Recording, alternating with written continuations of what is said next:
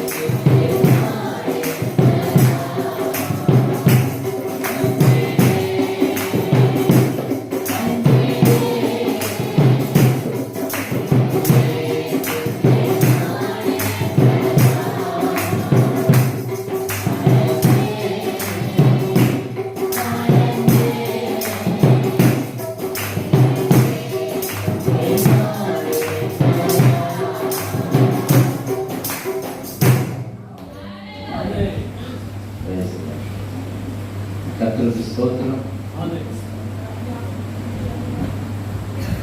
இந்த மாலை நேரத்திலும் கடந்து வந்த பரிசுத்தவான்களே, சகோதர சகோதரிகளே, கர்த்தராகிய இயேசு கிறிஸ்து நாமத்தில் வாழ்த்துகிறோம், வரவேற்கிறோம்.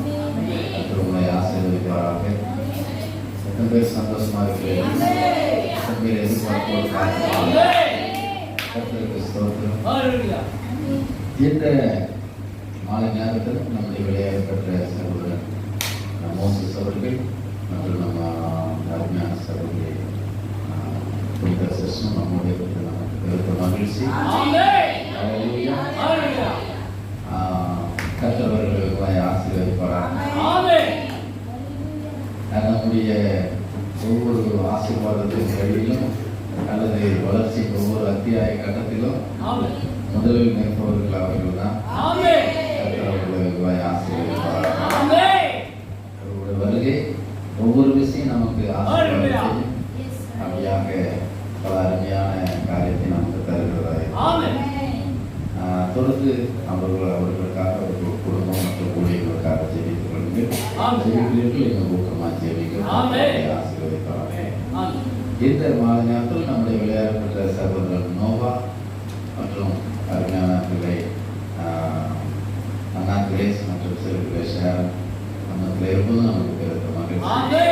காலை நேரத்தில் சகோதரன் மோசஸ் அவர்களை பிக்கப் பண்ணும்படியாக ஆத்தூர் கடந்து போயிருக்கும்போது அவர்களும் வருகிறார்கள். கடந்த வாரத்தில் சொன்னால் நான் அடுத்த வாரம் வருகிறேன் என்று. ஆனால் என்றைக்கு எனக்கு சுத்தமாக நான் மறந்துட்டேன். நான் பார்க்கும் போது திடீர்னு சர்ப்ரைஸ் ஆகியிருக்கிறது. சந்தோஷம். அவர்களுக்காக ஜெபிகள் ஒரு சில வேலைக்காக வந்திருக்கிறார்கள். கர்த்தர் அவர்களையும் குடும்பங்களையும் ஆசீர்வதிக்கும்படி தூரத்தில் இருக்கிற விளையாடப்பட்ட பிள்ளைகள் சாத்ரா குடும்பத்தார் மற்றும் மேஷா அந்த ஊழியத்தில் இருக்கிற அந்த காரியங்கள் ஜெபங்களுடைய நினைவு கூறும் பிரியமான சகோதரர் மனவாட்டி மக்கள் அங்கேயும் மலர்ந்தளிக்கப்பட்டு ஒரு வருகைக்கு ஆயத்தமாக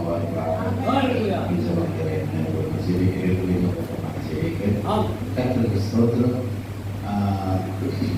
நாளை தினத்தில் நமக்கு அப்படியாக வீடு சந்திக்கிற காரியங்கள் உண்டாயிருக்கிறது. வளர்ந்தேவை மற்றும் பகுதிகளில் அதற்காக ஜெபியுங்கள். பாருங்கள், அப்படியாக அவர்கள் அழைப்பை தொடர்ந்து கொடுத்து கொண்டே இருக்கிறார்கள். உங்களுக்கு நேரம் இருக்கிறவர்கள் நீங்கள் அதில் பங்கெடுத்து பயனடையலாம். உங்களை ஆசீர்வதிப்பார்கள். கர்த்தருக்கு ஸ்தோத்திரம். தொடர்ந்து அப்படியாக உங்களுடைய சபை காரியங்களை ஜெபங்களில் நினைவு கூறுங்கள். இந்த சாலை வசதிக்காக ஜெபித்துக் கொண்டிருக்கிறோம். அதில் இருமருங்கில் கழிவு நீர் வசதியோடு கூட அந்த சாலை அமைக்க அவர்கள் பல வேலைகளை செய்து கொண்டிருக்கிறார்கள்.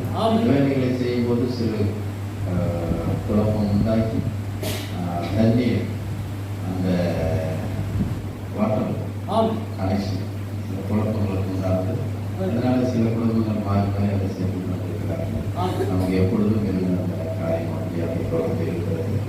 எல்லாம் சரிப்படுத்தி விட்டு டேங்கில் சில ஒரு அடைப்பு அந்த மேலிருந்து வர பயிற்சியில் அது உங்கள் செபத்தில் செய்த தேவன் செயல்படுத்தும் விதமாய் இன்று நேற்று தினத்தில் அது வந்துவிடும் என்று எதிர்பார்த்தோம். வராமல் இருக்கின்றது. சம்பந்தப்பட்ட அந்த ஊழியர்கள் அலுவலர்களோடு தேவன் பேசுகிறார்கள். ஜெபிகள் என்னென்றால் சுத்தமாக தண்ணியை தொட்டிங்க. அதனால் அதை எல்லாம் க்ளோஸ் பண்ணி வைத்திருக்கிறார்கள். சண்டையிலே தண்ணி இல்லாமல் நமக்குரிய அந்த டைமில் வந்து ஓசு போட்டு எடுத்து சீக்கிரமாக உபயோகித்தோம். இன்றைக்கு சகோதரர் வந்திருக்கிற நேரத்தில் அதுக்கு எடுத்து கொஞ்சம் தண்ணி இருக்கிறது அப்படியே ஈக்குவல் பண்ணி இருக்கிறார்கள். தொடர்ந்து தண்ணி வர வேண்டும். கண்டிப்பாக தேவன் அதை நமக்காக செய்யலாம். ஜெபங்களில் நினைவு கூறுங்கள். அல்லேலூயா. வீதி கொலாப்ஸ் இதெல்லாம் நேருக்கு போதபடியாக சிலர் குழம்புகிறார்கள். எனக்கும்படியாக மனதில் ஒரு மாதிரியான எழுத்து வந்தால் நல்லா இருக்குமே, இப்படி ஆயிரக்கூடாதே அப்படின்னு எழுதுறது. அதனால் அடிக்கடி ஒரு உள்ளார்த்த நினைவு வந்து தேற்றுக்கொண்டே இருக்கும். அல்லேலூயா.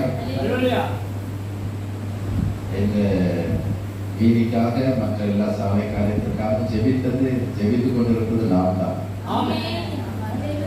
அதனால இந்த திட்டத்தை அனுமதித்ததே நமக்காகத்தான். அதை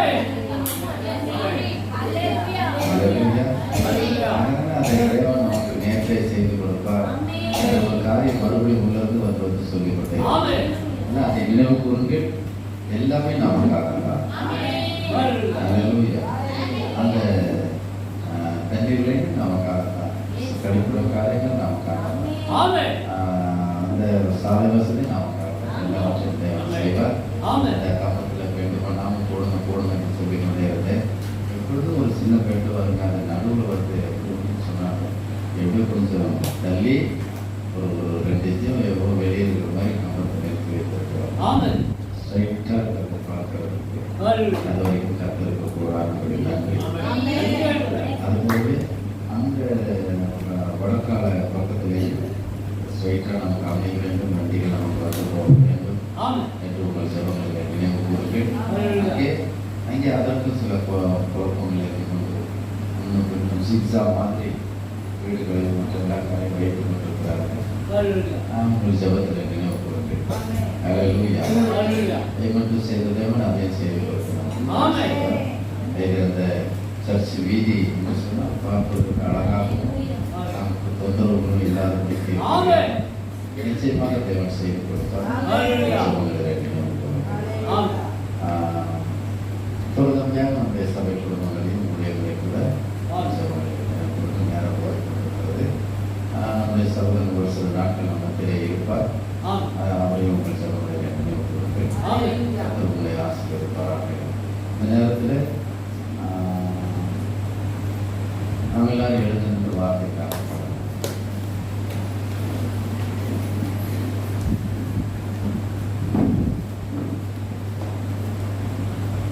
எதிர்பார்ப்போடு காத்திருக்கும் பொழுது என்னோட வார்த்தை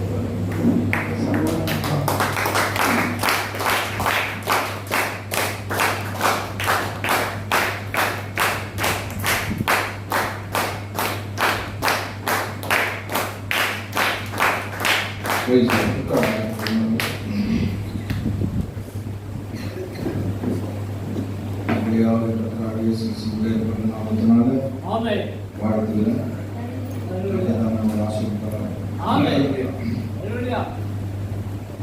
நாட்களாக வர வேண்டும் என்னும் பிரயாசப்பட்டு இந்த நாளை இருக்க முடியாத அனுகிரகம் செய்தார். மழை நேரத்தில் கூட எல்லாரும் வந்து ரொம்ப சந்தோஷம். மழை இல்லாத நேரத்தில் வருவது ரொம்ப கடினம்.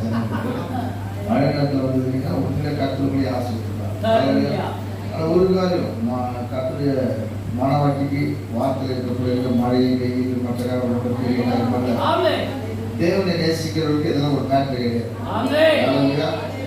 தேவனை நேசிக்காமல் வார்த்தை உள்ள போக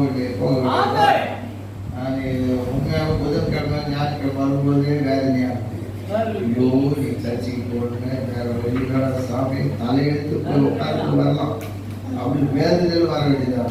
அது யாருக்குன்னா தேவனை நேசிக்கிறார்கள்.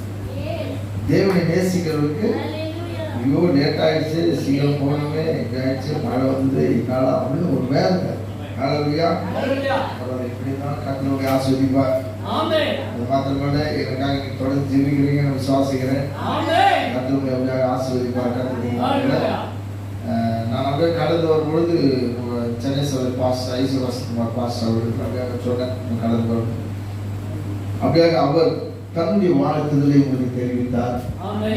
போனீங்கன்னா எல்லாரும் நான் விசாரிச்சு சொல்ல முடியாது அப்படின்னு சொன்னார். உங்களை எல்லாரும் எனக்கு விசாரிச்சார்.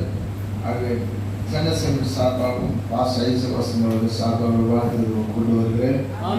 தொடர்ந்து அவருக்காக ஜெபிக்க நான் விசுவாசிக்கிறேன். அவருக்காக உள்ளவர்களுக்காக ஜெபிக்க கற்றுக்கொள்ளும். அது மாத்திரமல்ல பாண்டிச்சேரி சபைக்கு சார்பாகவும் இந்த சபையினுடைய வாழ்த்துதல் கொண்டு வருகிறேன். பாண்டிச்சேரி சபைகள் தொடர்ந்து ஜெபிங்கள். நல்ல ஒரு இடம் கிடைக்க வேண்டும் என்றும் ஒரு வைராக்கியமான ஒரு கூட்டங்கள் கற்று வருகை பெருந்து இருக்க வேண்டும். அதான் எங்க வாங்கி சபையில ஆட்கள் சேர்க்கிற வேலையை அனைத்து கிடையாது. நீங்க கிடைக்கும் நான் ஊழியத்துக்கு வந்ததுனால அது ஒரு வைராக்கியத்தை ஒரு ஊழியக்காரர்களுக்குள்ளாக விதைத்தார். சும்மா ஜனங்களை கூப்பிட்டு ஆளுங்க சேர்க்கிற வேலை கிடையாது.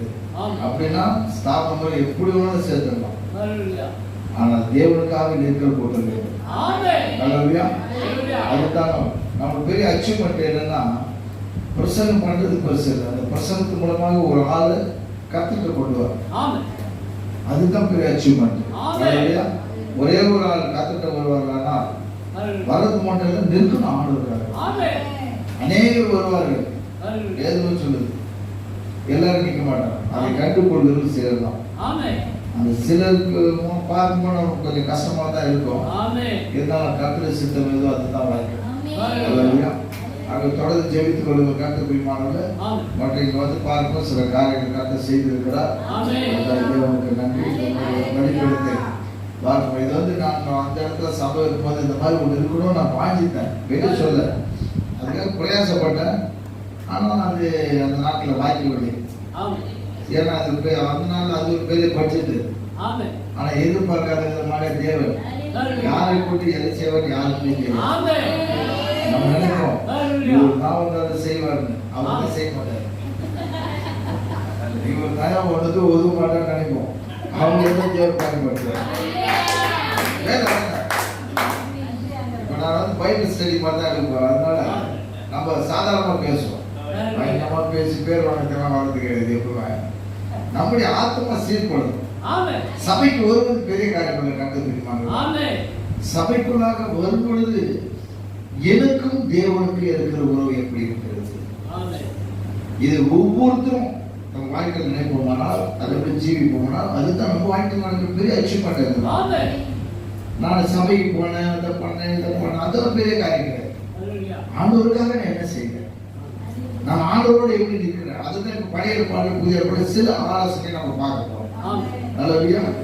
ஏன்னா வேத வாக்கியத்துல இருந்து இதுல தலைப்பை என்னன்னா உலகத்தை விட்டு வெளியே வருது. எப்படி உலகத்துல இருந்து அது ஒரு சின்ன டாபிக். அப்ப யார் உலகத்தை விட்டு வெளியே வந்தாங்களோ இன்னொரு டாபிக் கூட கொடுக்கலாம். இயேசு கிறிஸ்து உலகத்தில் இருக்கும்போது தனக்காக ஒரு உலகத்தை உண்டாக்கி கொண்டார். பார்த்துக்கிறீங்களா? தேவன் இந்த உலகத்தை எனக்காக ஒரு அவருக்காக அது அந்த அதுவும் பொருந்தது இருக்கு. அது கொஞ்ச நேரம் பார்க்கணும். நம்ம அந்த மாதிரி உண்டாக்கி இருக்கிறோமா இல்லை உண்டாக்க தயாராக இருக்கிறோமா, அது வந்து சில காரணம் யோசிக்கலாம். தொடர்ந்து ஜெயித்து கருமை ஊற்றி கொண்டு இருக்குது, மூச்சு போலீஸா என்ன போச்சு தெரியல, ஏதாவது ஒரு ப்ராப்ளம் பார்த்து வயசாக சின்ன வயசாக ப்ராப்ளத்தை பெருசாக இருக்காது. வயசாயிட்டு ஆளை பார்த்தா மக்களை தெரியும், கருத்து ஒரு மாதிரி போட்டோம், நடந்த ஒரு மாதிரி போட்டோம் இல்லை, இதெல்லாம் தாண்டி வந்தவங்க மோசம் இல்லை, பயங்கரமான மோசம். மோசம் மட்டும் இல்லை, ஒரு சில பாயிண்ட் உண்டு, அவங்க கேட்டுதான் அதை நான் நினைவு போடுறேன்.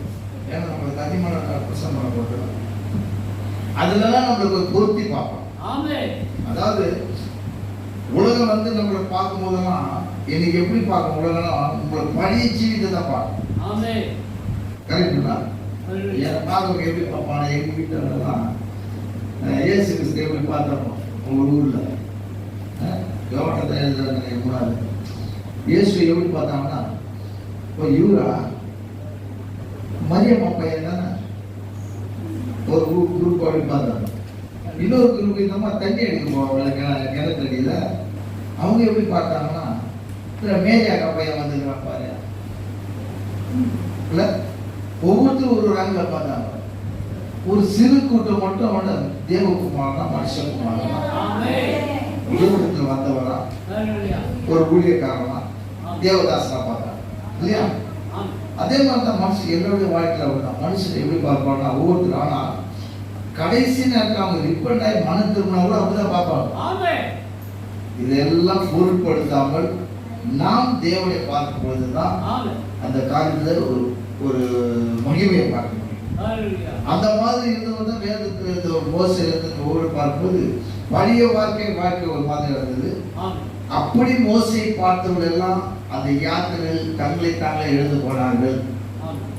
மோசையின் மூலமாக தேவனை பார்த்தவர்கள் கரை சேர்ந்தாங்க. அது கூட சொல்ல தியானிக்கலாம். சரிங்களா? கத்தூரிமார்கள் கத்தூரி ஆசிரியப்பாளர் தொடர்ந்து எனக்காக ஜெபித்துக் கொள்ளுங்கள். விசேஷமா பாண்டிச்சேரி ஊழியர்களுக்காக ஜெபிங்க.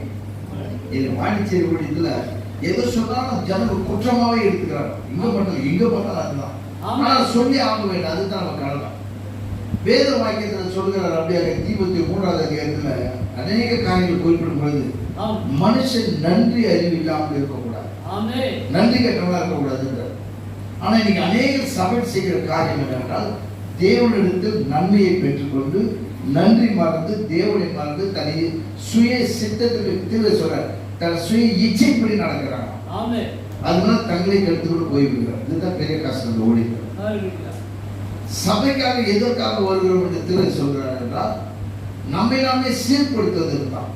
எவ்வளவு செய்தி கேட்கறதுக்காக வாழ்ந்துக்கிறேன். திரு அருமையா சொல்ற அந்த வார்த்தை, எப்படி செய்தி நல்லா இருக்குது, நல்ல செய்தி கேட்க போறேன், அந்த சபையில நல்ல பாட்டு பாடுறாங்க அதுக்காக போறேன், அந்த சபை நல்லா அழகா இருக்குது, இல்ல அவங்க ஒருத்தருக்கு விசாரிப்பதற்காகவோ, இல்ல நான் போடுற ட்ரெஸ் பத்தி பார்க்க எதற்காகவோ, இல்லையா அந்த சபையை நிரப்புவதற்காக நான் போவது இல்லை என்ற ஒரே ஒரு காரியம், நம்மை நாமே சோதித்து பார்ப்பதற்கு, நம்மை நாமே சீர்படுத்துவதற்கு, ஒவ்வொரு நாளும் நம்முடைய வாழ்க்கையை தேவனோடு நெருங்கி ஜீவிப்பது, என்னென்ன தேவையில்லாத காரியங்களை அதை எடுப்பதற்கு தான் சபைக்கு போறோம். அதனால வார்த்தை கேட்கும் போது இந்த வார்த்தைக்கு என்ன செய்யறதா முக்கியம். அந்த மறுரூபப்படுத்துற வளர்ச்சிக்கு நேராக எடுத்துக்கொள்ளப்படுற வளர்ச்சிக்கு நேராக வழி நடந்ததா, இந்த வார்த்தை நமக்கு பிரயோஜனமா இருக்கிறதா. நிறைய பேர் செய்தியை பார்க்க பெரிய தவறு என்னவென்றால் நடந்தது, செய்தி போகும்பொழுதோ சில ஊழியக்காரர்கள் செய்தி எடுக்கும் பொழுது பிரசவம் என்ன யோசிப்பானா, இந்த வார்த்தை அவங்களுக்கு தான், இது அவருக்கு, இது அவங்களுக்கு பத்தி அவங்க நல்லா பேசினார், அவங்களுக்கு நல்ல இடி இடிச்சார், செம்ம மாத்து வாங்கினார். இப்படி எல்லாரும் ஒரு கணக்கு பாட்டு இவங்க உருப்படாதே போயிடும். அது வீட்டுல உருப்படாது, சபையில உருப்படாது, ராட்சருக்கு போவாது. அப்படி இருக்கக்கூடாது. வீரனானவன் அல்ல, நம்ம தான் பார்க்கணும். சபையில வரும்போது நான் அந்த பாஸ்டர் சொல்ற வார்த்தைக்கு எப்படி இருக்கிற, அதுதான் இது பொதுவாக பைபிள் ஸ்டடி வச்சா. பைபிள் ஸ்டடி பண்றது பிரசங்க வேற, கரெக்டுங்களா? அப்போ இங்க சீர்படுத்தி, அதாவது அந்த ஆக்சுவலி வெனஸ்டே மாட்டோம் யார் வருவாங்க, எல்லாரும் வர மாட்டாங்க. பைபிள் நல்லா அந்த வார்த்தையில வளர்ந்து தேவனோட அதிகமா நெருங்கி ஜீவிக்கிறாங்க. அந்த மாதிரி அதனால அவங்களுக்கு வந்து ஸ்டடி இருப்பாங்க. ஜெனரல் காஸ்பல் அது வேற, அது பொதுப்படியான காஸ்பல். அதனால சபைக்கு ஏதோ கடமைக்காக வந்தோம்னா கத்திரிமானால் அது ஒரு பிரயோஜனம் இல்லை. புரிந்து கொள்ள வேண்டும். ஏதோ பாஸ்டர் எதனா சொல்லுவாருன்னு சபைக்கு வந்தாலும் பிரயோஜனம் இல்லை. சபைக்கு வருவது என்னை நான் சீர்படுத்துவதற்காகவும் என் லக்கு எதுவோ அதை நோக்கி நான் சரியாக ஓடுவது. புரியுதுங்களா?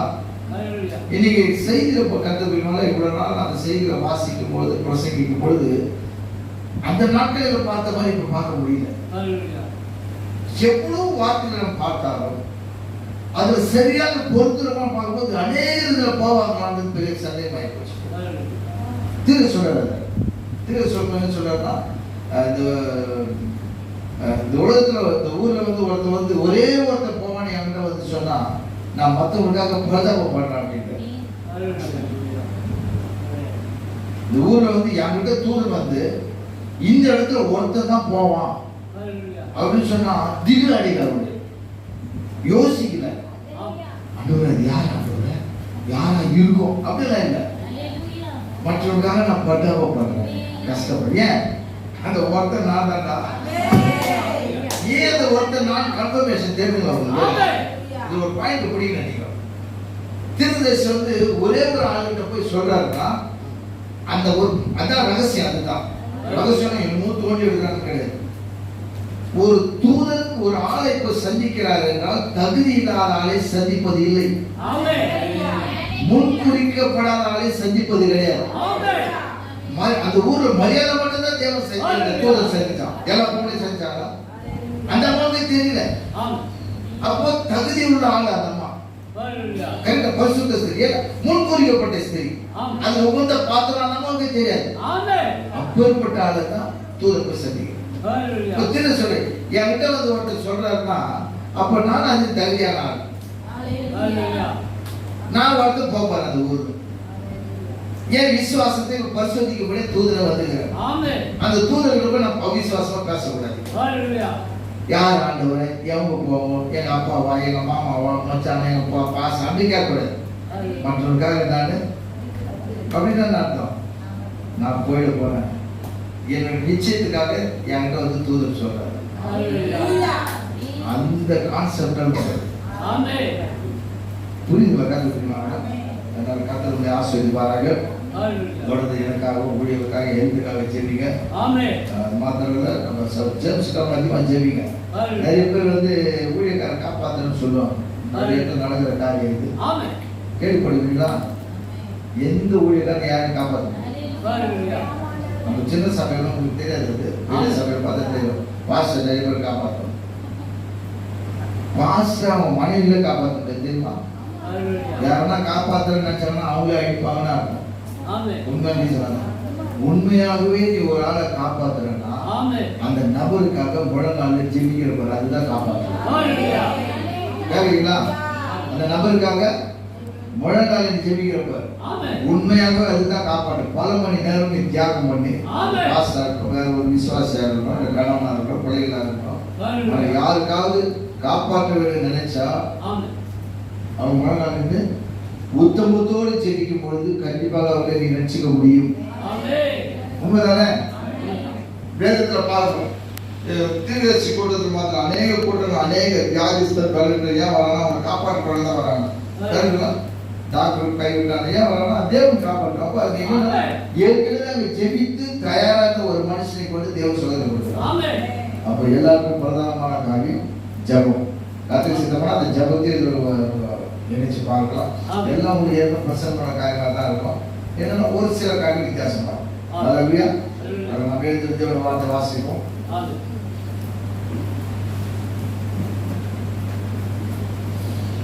ஒன்று யோவான்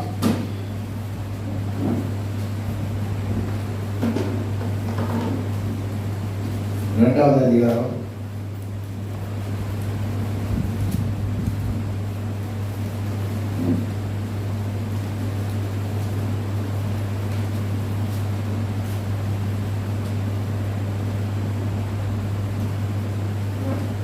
15. உலகத்திலும் உலகத்தில் உள்ளவைகளிலும் அன்பு கூறாதவர்கள், ஒருவன் உலகத்தில் அன்பு கூர்ந்தால் அவனிடத்தில் பிதாவின் அன்பு இல்லை. ஏனெனில் மாம்சத்தின் இச்சையும் கண்களின் இச்சையும் ஜீவனத்தின் பெருமையுமாகிய உலகத்தில் உள்ளவைகள் எல்லாம் பிதாவினால் உண்டானவைகள் அல்ல, அவைகள் உலகத்தினால் உண்டானவைகள். உலகமும் அதன் இச்சையும் ஒளிந்து போகும்.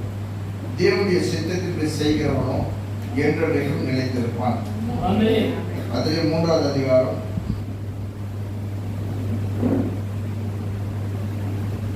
6வது வசனம். அவரை நிலைத்திருக்கிற எவனும் பாவம் செய்கிறதில்லை, பாவம் செய்கிற எவனும் அவரை காணவும் இல்லை, அவரை அறியவும் இல்லை. பிள்ளைகளே, நீங்கள் ஒருவராலும் வஞ்சிக்கப்படாதீர்கள். நீதியை செய்கிறவன் அவர் நீதி உள்ளவராக இருக்கிறது போல தான் நீதி உள்ளவனாக இருக்கிறான். 8. பாவம் செய்கிறவன் பிசாசினால் உண்டாக இருக்கிறான். ஏனெனில் பிசாசானவன் ஆதி முதல் பாவம் செய்கிறான். பிசாசனுடைய கிரியைகளை அழிக்கும்படிக்கே தேவனுடைய குமாரன் வெளிப்பட்டார். தேவனால் பிறந்த எவனும் பாவம் செய்யான். ஏனெனில் அவருடைய வித்து அவனுக்குள் தரித்திருக்கிறது. அவன் தேவனால் பிறந்தபடியினால் பாவம் செய்ய மாட்டான். வாசித்த தேவனுடைய வார்த்தை தேவன் தாமே ஆசீர்வதிப்பார்கள். மகா இரக்கமும் கிருபையும் உள்ள நல்ல ஆண்டவரே, தர்மையான ஆசீர்வதிக்கப்பட்டவர்களுக்காக உமக்கு ஸ்தோத்திரம், நன்றி. இந்த நேரத்தில் உங்களுக்கு அடிமையில் இருக்க முடியாது. இந்த சூழ்நிலை பிள்ளைகளோடு நானும் சற்று நேரம் ஐக்கியப்படுங்க. நன்றி. இந்த சபை விசுவாசிகளையும் சபை ஊழியர் செய்கிற அபேதமாய் ஆசீர்வதியும். ஆண்டவரே, நாங்கள் இருக்கிறோம் என்று சொல்லி விழாது இருக்க எங்களை எச்சரிக்கையாக முயற்சியுமா வார்த்தையை எங்கள் சொல்லி தாங்கி பிடிக்கிறது. வழிநடத்தும் வந்தவர்களையும் லைவ் மூலமாக கேட்கவர்களையும் கர்த்தர் ஆசீர்வதிக்கிறார்கள். இன்னும் சற்று இடத்தில் நெருங்கி ஜீவிக்க முடியாத அந்த பிரசனத்தையும் பார்த்து வழங்க எங்களுக்கு தாரும். எங்களை முழுமையாக அர்ப்பணிக்கிறோம். உங்களுடைய சிந்தை மாத்திரம் எங்களுக்கு இருக்கட்டும் ஆண்டவரே. எல்லாவது கன மகிமை முக்கிய செலுத்துகிறோம். இயேசு நாமத்தில் ஜெபிக்கிறேன். கவனிசுக்கு பின்மானல்ல மீண்டும் ஒரு சேவையாக கர்த்தர் இயேசு நாமத்தில் வாழ்த்துகிறேன்.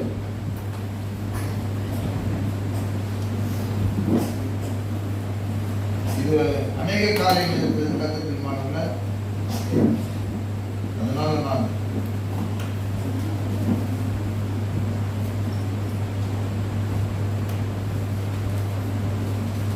ஒரு சில காரியங்கள் நான் விட்டு விட்டு அநேக மேட்டர் சொல்றதுனால இது ஸ்டடி மாதிரி தான் இருக்கும். ஒரு நல்ல கவனிங்க. முக்கியமான மேட்டர் மட்டும் சொல்லுவேன்.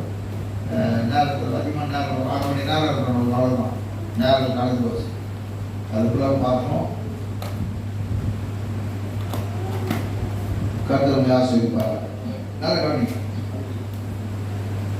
இந்த பாவம் என்பது ஏதேன் தோட்டத்தில் ஆரம்பித்த பாவம். கரெக்டுங்களா? இது ஒரு காரியம் இருக்குது. கர்த்தர் சொல்றார், ஆதாமும் பாவத்தின் அடிமைத்தனத்தின் கீழாக வைக்கப்பட்டிருந்தனர். எல்லாரும் பாவம் செய்து தேவனுடைய மகிமை அற்றவர்களாய் இருந்தோம். தேவனுடைய மகிமை அற்றவர்களாய் இருந்தோம். கேக்குறீங்களா? நல்ல கவனிங்க. ஸ்டடி பண்ணலாம். ரோமர் 3:23 படிப்போம்.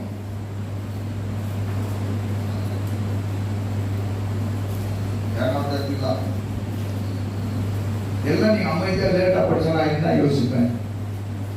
மழை குளிர்னால மந்தமா இருக்கிறீங்களா, இல்ல சபைக்கு வந்ததே மந்தமா இருக்கிறீங்களா, இல்ல இந்த ஜில்லு தூக்கம் வந்துச்சா, எப்படிதான் நான் யோசிக்கிறேன்.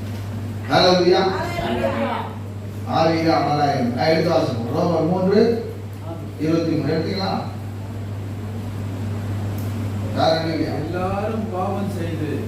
எல்லாரும் பாவம் செய்து தேவ மகிமை அற்றவர்களாகி இலவசமாய் அவருடைய கிருபையினாலே கிறிஸ்து இயேசுவில் உள்ள மீட்பை கொண்டு நீதிமான்களாக்கப்படுகிறார்கள். இந்த மெயினான காரியம், எல்லாரும் தேவ மகிமை அற்றவர்களாகி. கேக்குறீங்களா? அதாவது தேவனாகிய கர்த்தர் ஆதாமை உண்டாக்கும் பொழுது மகிமையை தரித்தவனாயிருந்தான். கரெக்டுங்களா? அவன் பாவம் செய்ததுனால தேவனுடைய மகிமை அற்றவனா போயிட்டான். கேக்குறீங்களா? பாவம் செய்ததுனாலன்னா அவன் நம்ம என்ன சொல்லுவானா, தேவ மகிமை பாவம் செஞ்சு தேவ மகிமை அற்றவனா என்ன சொல்றோம்? நம்மளால உபச்சாரம் செய்யலாம், பீடி குடிச்சான், தண்ணி அடிச்சான், கொலை பண்ணான், இந்த மாதிரி பாவத்துடைய தன்மையில சொல்லுவான். கரெக்டுங்களா? அவன் சண்டை போடுறான், அவனுக்கு விரோதமா பேசலாம், அதெல்லாம் பாவம். அதனால அவன் தேவ மகிமை நோக்கி போயிடுச்சு அப்படின்னு நம்மளால பேசணும். ஆனா வேத வாக்கியத்தினுடைய அப்படி கிடையாது. தேவனாகிய கர்த்தர் மனுஷனை உண்டாக்கும் பொழுது தன்னுடைய சாயலை உண்டாக்கினார். சாயல் என்பது உருவத்தை பற்றி பேசுறீங்க, அவருடைய தன்மைகள், அவருடைய குண லட்சணங்கள், அதன்படி அவருடைய மகிமையை குறித்து பேசுகிறது. அந்த மாதிரி ஏதேனும் அவனை உண்டாக்கின பிறகு அருமையா அந்த 2 பேரும் கேக்குறீங்களா? புரியுதா நான் சொல்றது? அருமையா இருந்தாங்க. அந்த இடத்துல அவங்களை டிஸ்டர்ப் பண்றதுக்கு யாருமே கிடையாது. ஏன்னா ஆதாம், ஏவாள், அடுத்தது தேவன். டிஸ்டர்ப் பண்றதுக்கு ஆளு கிடையாது. அதனால அவங்க தேவனுடைய மகிமை உடையவர்களாக இருந்தார்கள். திரும்ப சொல்லுகிற மாதிரி தேவனுக்கு அடுத்தபடி அவர்கள் தான் குட்டி தேவர்கள். அவர் என்ன சொன்னாலும் அப்படியே நடக்கும். அவர் எது சொன்னாலும் நடக்கின்றதுக்கு ஒரு உதாரணம், ஒரு டமஸ் உண்மையான காரியம் எப்படின்னா, இயேசு கிறிஸ்து மனுஷனா வரும்பொழுது அதை செஞ்சு காட்டிட்டார். செஞ்சாருங்களா? இதெல்லாம் செய்தா ஏற்கனவே அதுதான் அவர் சரி. ஏன்னா அவன் தேவ மகிமையில் இருக்கும் பொழுது தேவனை போலவே இருந்தான். கரெக்டுங்களா? அவன் எப்போ தேவ மகிமையற்றவனாய் மாறி போனானா, பாவம் செய்த போது. அப்படின்னா அந்த இடத்துல பாவம் அங்க யாரு வெத்தலை பார்க்க போட்டு பாவம் செய்யலாம், கோயிலெல்லாம் போட்டு வெத்தலை பார்க்க போட்டு பொடி போட்டு பீடி செய்து குடிச்சா பாவம் செய்யலாம். யோசிக்கலாம். கேக்குறீங்களா? அது வந்துதாங்க. அந்த சினிமாவை பார்த்தான், பாவம் செஞ்சு சினிமா ஒண்ணுமே இல்லை, எப்படி பாவம் செய்யலாம்? வேத வாக்கியத்தின் 14:23 ரோமர் சொல்கிறார், அவிசுவாசத்தினாலே வருகிறதெல்லாம் பாவம். விசுவாசத்தினால் வராததெல்லாம் பாவம். அவிசுவாசம் பாவம். அப்ப அந்த இடத்துல பாவத்தை பாவத்தை அவிசுவாசத்தை விதைக்கும்படியாக யார் வந்தாங்க? பிசாசு வந்தான். அதனால எப்பவுமே பேய் வந்து எப்பவுமே இந்த ஆம்பளைங்க போக மாட்டான். ஆம்பளைங்க பேய் போதா ரேர் தான், ரொம்ப ரேர். ஏன்னா அவன் பேய் கிட்ட கனெக்ஷன் வச்சுதான் போவோம்.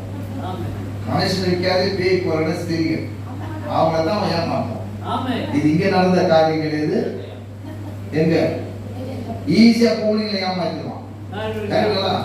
உலகத்துல லோன் கொடுக்கறதுல இருந்து, கடன் வாங்குறதுல இருந்து, ஐடியா கொடுக்கறதுல இருந்து என்ன செய்யும், நேரம் அம்மாவங்களை தான் போய் பார்ப்பாங்க. இல்ல அம்மா நல்ல புடவை வைக்குது, நல்ல துணி, நல்ல பாத்திரம், நல்ல பண்டம், என்னென்னவோ சொல்லணும். ஏன்னா ஐயாவெல்லாம் அவளை காது கொடுத்து அவ்வளோ கேட்க மாட்டான். இந்த அம்மாவை போய் சொன்னா தான் ஐயாவங்களே கேட்பான். கேட்காத ஐயாவோட கேட்பாரு. இது வந்து அங்க ஆரம்பிச்ச கதை, பாதியில வந்தது கிடையாது. எப்படிப்பட்ட இல்லையாலும் அம்மா பேச்சு தான் கேட்கலாம். அந்த காலம் அப்படி மாறி போச்சு. சில அம்மாவுக்கு வெளியே தெரியாது, ஆனா அப்படி சொல்லி ஆளுங்க மாத்திரம். இவன் எல்லாம் ஏதேன் தோட்டத்தை ஆரம்பித்து ரிபன் வெட்டி கத்திரிச்சு துவங்கி வச்சது யாரு? பிசாசு. கரெக்டுங்களா? அவன் என்ன செய்யுதுன்னா நேரடியாக சொல்றாரு, இவன் வந்து நேரடியான உற்பத்தியான பொருள்கிட்ட போக முடியல, பை ப்ராடக்ட் ஆகிய ஸ்திரீ கிட்ட தான் போக முடியும். ஏன்னா அவன் தான் தேவனுக்கு அடுத்ததாக அந்த மகிமை உடையவனா இருக்கிறான். இப்ப இந்த அம்மா கிட்ட போனாலும் ஷாக் அடிக்குது. ஏன்னா அந்த அம்மாவை சுற்றுல ஒரு மகிமை இருக்கிறது, அங்கேயும் போக முடியாது. இப்போ கரெக்டுங்களா? அது உள்ள வரணும், கது சாத்திட்டு நான் கது தரணுமா இல்லையா? உள்ள தாழ்பாடுபட்ட ஆளை கது திறக்க வைக்கிறது தான் திறமை. ஸ்டைலா போய் இடிச்சுட்டு திறக்கிறது கிடையாது. இப்ப உள்ளே இருக்கிற ஆளுக்கு என்ன சொன்னா அவங்க கதவு திறப்பாங்க. அதே மாதிரி இந்த அம்மாவை சுற்றி ஒரு மகிமை மூடி இருக்கிறது. அது சின்ன சாம்பிள் என்னன்னா, இன்னைக்கு இடைவிடாத ஜபத்துல வாட்டல் தரித்து தான் ஒன்று அந்த மகிமையை சுற்றி இருக்கும். பிசாசு உன்னை பார்க்க முடியாது, தொட முடியாது, வியாதி எல்லாத்தையும் ஜெயிக்கலாம்.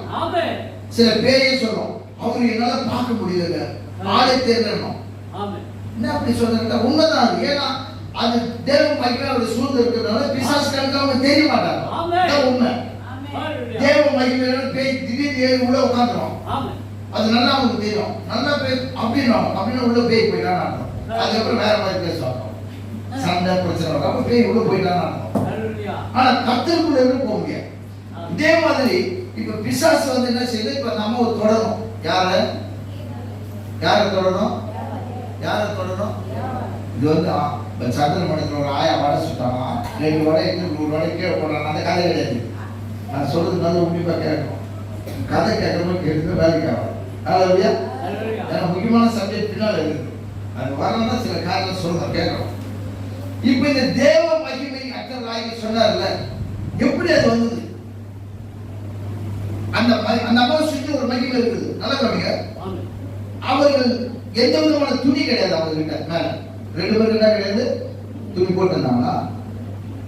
அவர்கள் நிர்வாணிகளா இருந்து நிர்வாணிகள் என்று அவங்க அறியவில்லை. அவங்க பார்த்து நிர்வாணிகள் தெரியல, ஒருத்தர் தான் பார்க்க, ரொம்ப பக்கத்துல தான் இருக்கிறாங்க. அவங்க நிர்வாணியாக தெரியல. என்னன்னா அந்த நிர்வாணத்தை மகிமை மூடி இருக்கு. மகிமை இருந்ததுனால அவங்க பார்க்கும்போது நிர்வாணம் தெரியல. சரிங்களா? அதுதான் பவுல் எழுதுறார். எழுதும்போது எல்லாம் நிர்வாணமாய் காணப்படுகிறது பார்வைக்கு அப்படின்னு சொல்ற ஸ்கேனிங் ரிப்போர்ட் மாதிரி. ஆனா பழைய பாட்டு ஏஜென்ட் அப்படி தெரியல. இப்ப பிசாசு நேரா வரான். யாருக்கிட்ட சொன்னா என்ன வேலை நடக்கும்? அவன் தந்திரபுலன். தான் சொல்லுது, தந்திரபுலோட வரான். ஸ்தாபனங்கால சொல்ற மாதிரி மரத்து கிளையில பாம்பு சுத்தின்னு தலையை வச்சுட்டு பேசுற மாதிரி வச்சிருப்பான். நான் அந்த காலத்து சின்ன வயசுல தான் நம்புறேன், தெரியாது. சர்வம் என்பது பாம்பும் கிடையாது. முதல்ல புரிஞ்சுக்கலாம். நல்ல பையன் சொல்றோம், நல்ல பையன் தான். கெட்டு போயிட்டு அவன் பேர் நல்ல பையன் தான். உதாரணம் புரியுதா நான் சொல்றது? நல்ல பையன், குழந்தை நல்லா இருக்கும், கரெக்ட். இப்ப அவன் உள்ள வெளியே வரான்னு வச்சுக்கோ, ஜெயில இருந்து. அவன் நல்ல பையன் தான், பையன் பேர் தான், ஆள் தான் மாட்டான். அதே மாதிரிதான் இப்போ அவன் சர்ப்பம் தான். அவன் பேர் தான் உருமாறி போச்சு சர்ப்பத்துக்கு.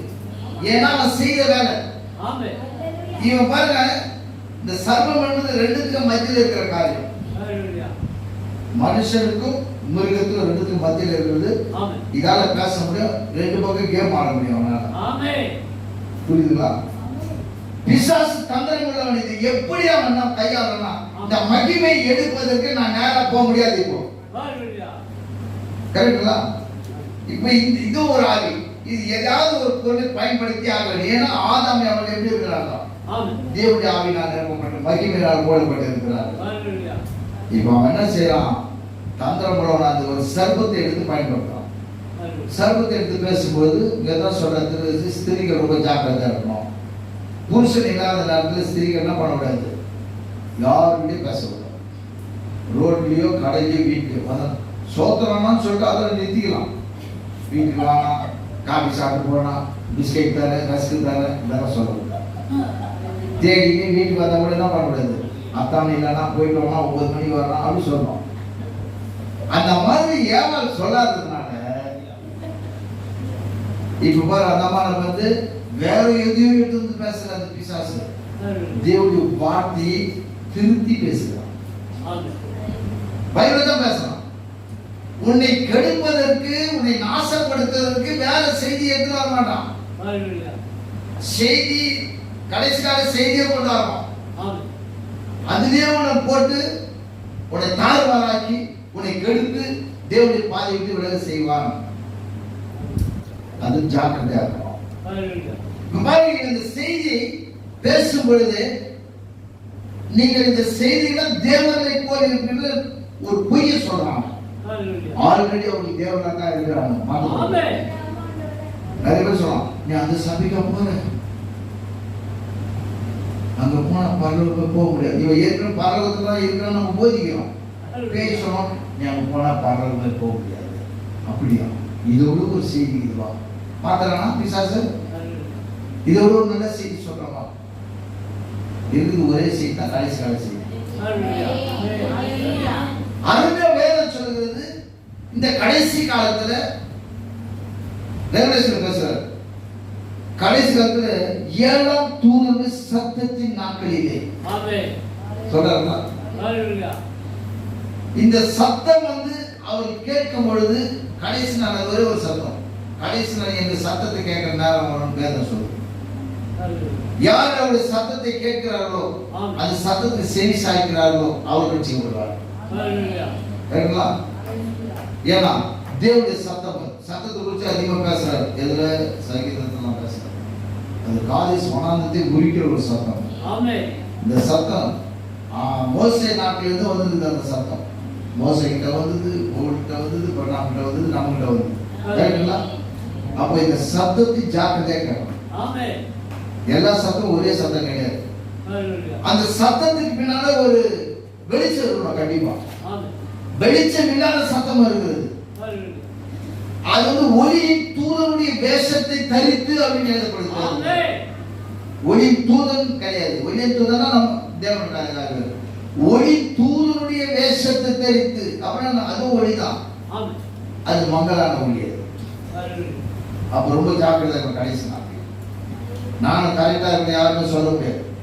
4 புக்கை படிச்சு 4 வாக்கியம் நம்ம கீழ் பண்ண கரெக்டா இருக்க யாரும் சொல்ல முடியாது. முடிவு மனித நிலைத்திருப்போம் ரட்சிக்கப்படுவான். அவன் வாழ்க்கையை எப்படி எழுதிடுவானா நல்லா கிடைக்கும். ரட்சிப்பு வீட்டுல இருந்து துவங்குது அப்படின்றது. வீட்டுக்குள்ளாக இருந்து அந்த கீழ்ப்படிதல் ஒழுங்கு முறை சபைக்குள்ளாக வந்து சபையில நம்ம இருக்கிற குடி இருக்கிற பகுதியில் அப்படியாக ஸ்ப்ரெட் ஆகுது. அப்படியாக புரியுதுங்களா? இது சொல்றாங்க, ஒரு கல் எடுத்து தண்ணியில போட்டு எப்படி அந்த அங்கதான் போகுது. அதே மாதிரி தான் ரட்சிப்பு.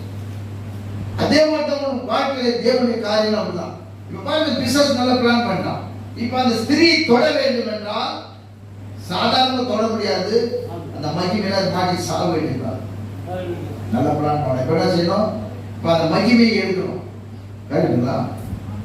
மகிமை எடுக்க வேண்டும் என்றால் அங்க அவிசுவாசம் தேவை. வார்த்தை விசுவாசிக்கும்படி செய்யக்கூடாது. விசுவாசிக்கிற வார்த்தை அவிசுவாசிக்க வைக்க வேண்டும். அதான் அவங்க வேலை. ஒரே வார்த்தை தான் பைபிள். நீங்கள் தேவனை போல இருக்கணும். அப்படிங்களா? உடனே பாயில போட்டு கீ போட்டு கிளாஸ் கொடுக்குற கதை. அப்படிங்களா? சோத்திரம் சோத்திரம் சோத்திரம். உடனே நிறைய பேர் பார்த்தீங்கன்னா ரொம்ப பக்திமான்கள். ஐயா கேட்டா வீட்டுக்குள்ள கூட சோதனை ஐயா என்ன சாப்பிட்டு சோதனை அப்பதான் நிறைய சோதனை சொல்லணும். அது புரிஞ்சு இல்லாத சோதனை அது மாட்டிக்குன்னு அர்த்தம். நீ இடைவிடாம சோதனை அது விஷயம் வேற. இந்த மாயமான பக்தியால வேலைக்கு ஆகும். பிசாசோட ஏமாத்திட்டு போயிடும். இப்ப அவனுடைய வேலை என்னன்னா இந்த அம்மாவை தொடர்ந்தா ஷாக் அடிக்குது லட்சக்கணக்கில் ஓட்டு கரெக்ட். இப்ப அந்த மகிமை எடுக்க வேண்டும் என்றால் அவிசுவாசம் பண்ணால் கேட்கலாம். அதே போல உள்ள சபைக்கு வரதை நிறுத்தணும். உன் வாழ்க்கையில ஆசீர்வாதத்தை குறைக்கணும். உன்னை தரித்திரமா மாற்றணும். உன்னை கீழ்ப்படியாத மாற்றணும். புருஷனுக்கு கீழ்ப்படியாத வைக்கணும். இந்த பிள்ளைகள் பெற்றோர் கீழ்ப்படியாத வைக்கணும்னா உனக்கு அவிசுவாசத்தை கொடுத்தா போதும், ஆட்டோமேட்டிக்கா செய்யும். சொல்றது புரியுதா? அவிசுவாசம் வந்துட்டா நீ எதை நம்புறியோ அதுதான் உனக்கு பெருசாயிடும். விசுவாசம் வந்துட்டா எல்லாத்தையும் தள்ளி கேட்கலாம். வேதாந்தம் சொல்லுது பாரமான யாவற்றையும் சொல்றாருங்களா எல்லாவற்றையும் தள்ளி விசுவாசம் தூக்குவது முடிக்கிறோமாங்க அவர்கள் ஒரு நம்ம அந்த வார்த்தை அவிசுவாசத்தை உடனே மகிமை அவர்களுக்கு போய்விட்டது. கரெக்டுங்களா? அப்ப அது முன்னாடி எப்படி ஆதாம் ஐயாவால ஒரு கேள்வி தானே அது. யாரும் பார்த்துக்கல, யாரும் பார்த்துக்கிறாங்களா? பார்த்தாங்களா? யாராவது சொன்னாலும் புரியாது. ஆதாம் ஏவாள் எப்படி இருந்தா மகிமையோடு ஒவ்வொரு சொன்னா யாராலும் முடியாது, எந்த ஸ்தாபனத்தால முடியாது. ஒரு மனுஷன் மகிமை இருந்தா எப்படி ஒரு மனுஷனா ஜீவிப்பான்? ஒரிஜினல் மனுஷனை பத்தி இப்ப பேசுறேன். அந்த ஒரிஜினல் மனுஷனையும் அந்த மகிமையும் காண்பிப்பதற்காக இப்படித்தான் ஆதாம் இருந்தான் அவன் காண்பிப்பதற்காக இரண்டாவது ஆதாம் வராரு. எந்த மனுஷனால செஞ்சு காமிக்க முடியாது, யாரும் டெமான்ஸ்ட்ரேட் பண்ண முடியாது. முதல் ஆதாமை எப்படி இருந்து விழுந்து போனான். விழுந்து போன ஆதாமை பத்தி வரல, ஒரிஜினல் ஆதாமை காண்பிப்பதற்காக வாட்டின் சரீரத்தை எடுத்துக்கொண்டு தேவன் வருகிறார். அவர் பூமியில் இருக்கும்போது எந்த பிசாசும் அவர் அனுமதித்தால் ஒழிய அவர் யாரும் தொட முடியாது. கரெக்டுங்களா? இருதயத்தை வகை இருக்கிறது, கடல் மேல் நடப்பது, அற்புதங்களை செய்வது, இதெல்லாம் ஏற்கனவே ஏதேன் தோட்டத்துல அவனுக்கு கொடுக்கப்பட்ட காரியங்கள். அவன் இழந்து கொண்டு இவன் செய்து காண்பித்தான். அவன் செஞ்சுதான் சொல்றாரு. என்ன சொல்ற? இதை காட்டில் நீ பெரிய கிரியை செய்வாய். எந்த ஒரு கான்செப்ட்ல சொல்லுகிறார் என்றால் ஏற்கனவே கொடுத்திருந்தா அவன் அதை அப்படி என்ன பண்ணான்? எழுந்து அவிசுவாசத்தான் எழுதுறான். மறுபடியும் அந்த விசுவாசம் வரும்பொழுது வேதம் சொல்லுது தேவன் ஒருத்தர் கொடுத்துட்டா அதை எழுத மாட்டான். வேதனை பொறுத்த எழுதல இன்னும் இருக்குது அப்படியே. அவர் தான் சொன்னதை மாற்ற மாட்டார். சொன்ன வார்த்தை மாற்றது கிடையாது. ஒரு விஷயம் சொல்லிட்டு அதை சேஞ்ச் பண்றது கிடையாது. அப்ப தேவன் சொன்னது சொன்னதுதான். அதனால்தான் மறுபடியும் அவன் விசுவாசத்தை வருத்த முடியாது சொல்றார். என்னை விசுவாசிக்கிற இதையும் செய்வான். எதை விட்டுட்டு வந்தான் பார், எதை இல்லை அதையும் செய்வான். இதை காட்டில் செய்யாம விட்டான் பார், அதையும் செய்வான். அதுக்காக ஞாபகப்பட்டது. சும்மா கிடையாது, மதத்துல மாநாடி இருக்காது கிடையாதுதான் விசுவாசத்துல. அதான் சார் விசுவாசமானது பெரிய காரியம். ஆறாவது பெருசு ஏன் சொன்னா அதனால எது வேணாலும் செய்யலாம். இல்லாதது ஒன்று இருக்கிறத உருவாக்குறது விசுவாசம். மோசஸ் செஞ்சார் 10 இல்லாத இருக்கிறதா ஸ்பாட்ல தவளை தானே இருக்குது. நம்ம ஊர்ல தவளைன்னு சொல்லுவாங்க, தவளை சொல்லுவாங்க. ஏதோ ஒன்று அவளை உருவாச்சு, பேன் உருவாச்சு. இப்பெல்லாம் பேனை பார்க்கணும்னா அவன் தலைவாரி எடுத்து பார்த்தா பேன், அவன் நாசமா பேனை உருவாக்கிட்டான் இல்லையா? எலி வந்த கொப்பளங்கள் இப்பெல்லாம் அம்மா வந்தாதான் பார்க்கலாம். எல்லாருமே அந்த அம்மா பேர் வந்த கொப்பளம். இதெல்லாம் எப்படி வந்தது? தலைச்சற்களை செத்தார்கள். அநேக அற்புத அடையாள தேவன் யாருக்குள்ளாக இருந்தாலும் அவங்களுக்குள்ளாக சிருஷ்டித்தார். அடைச பிரணாம வைத்து அணில சிருஷ்டித்தார். தெரியாதுங்களா? இதெல்லாம் எப்படின்னா தேவன் அவன் செய்ய முடியறதை காண்பிக்கிறான். எங்கே தேவன் இருக்கிறாரோ அந்த இடத்துல விடுதலை உண்டு. ஆகிய மிக உண்டாக விடுதலை உண்டு. அப்ப தேவன் அந்த ப்ராசஸ கரெக்டா செய்துட்டே வராரு. இதெல்லாம் ஏன் செய்யணும்? கர்த்தர் பிரியமானவர்களே, கர்த்தர் நமக்குள்ளாக இருக்கிறார் என்பதை நிரூபிப்பதற்காக இங்கேயோ அதுக்கப்புறம் நம்ம ராட்சருக்கு அவரோட இருப்போம் என்பது ஒரு அத்தாட்சம். ஏனத்தான் என்று ஜீவிப்பதல்ல. எந்த வார்த்தை வந்தாலும் அந்த வார்த்தை நான் இருக்கிறேன்னா அப்படி பார்ப்பதுதான் இந்த காரியம் செய்கிறேன். ஆகவே தேவனாலேயே நம்முடைய குமாரனாகிய கிறிஸ்து இயேசுவை பாவ மாம்சத்தின் சாயலாக இந்த பூமிக்கு அனுப்பினார். எதற்காகனா அந்த ஆதாம் எப்படி இருந்தாலும் அதை காண்பிப்பதற்காக. இயேசு கிறிஸ்து பாருங்க மலை குறித்து தந்தாங்க மறந்து போகிறார். பூட்டி வைக்கிற ரூமுக்கு மத்தியில் இயேசு வருகிறார். அங்கே மறந்து போகிறார் இல்லையா? இதெல்லாம் வந்து ஏது தோட்டத்தில் நடந்த காரியம், நடக்க வேண்டிய காரியம், நடந்த காரியம். அதுதான் ஒரிஜினல். இயேசு கிறிஸ்து வரும்போது கருத்து பிரிமானல அதாவது நம்மை போல ஒரு மனுஷனாக கொஞ்ச நேரம் ஜாக்கிரதை புரியும். நீ கொஞ்சம் மிஸ் பண்ணி புரிஞ்சா வேற மாதிரி புரியும். நம்மை போல மனுஷனாக வந்தாலும் நம்மை போல ஒரு மனுஷனாக வரவில்லை. கேட்குறீங்களா? புரிஞ்சுதா நான் சொன்னது? நம்மை போல மனுஷனாக தான் வந்தார். ஆனால் நம்மை போல மனுஷனாக வரல. அவர் எந்த மனுஷனாக வந்தார்னா விழுந்துக்கு முன்னாலே இருந்த அந்த மனுஷனை கூட வந்தார். ஏன்னா அந்த மாதிரி நம்மை மாற்றுவதற்காக நம்ம ஸ்தானத்தை எடுத்துக்கொண்டார். அந்த ஸ்தானத்தை நமக்கு கொடுப்பதற்காக நம்ம ஸ்தானத்தை அவர் எடுத்துக்கொண்டார்.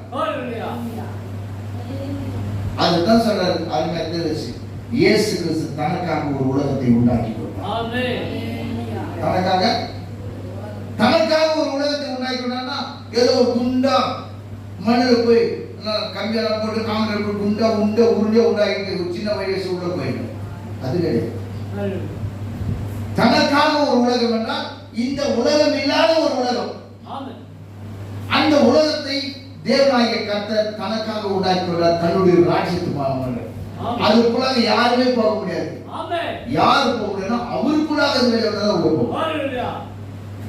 ஏனென்றால் தனக்காக ஒரு உலகத்தை உண்டாக்குதான் சொன்னார். அவர் ஒரு வார்த்தை சொல்றார் அடிக்கடி, நான் என் சுயமாய் நான் எதை செய்யறது கிடையாது.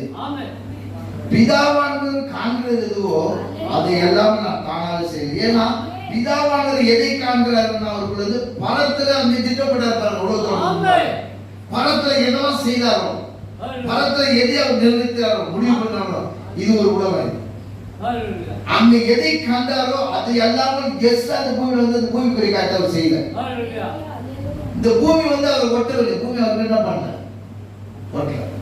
அவர் உலகத்துல இருந்தா உலகமும் அவரை ஏற்றுக்கொள்ளவில்லை.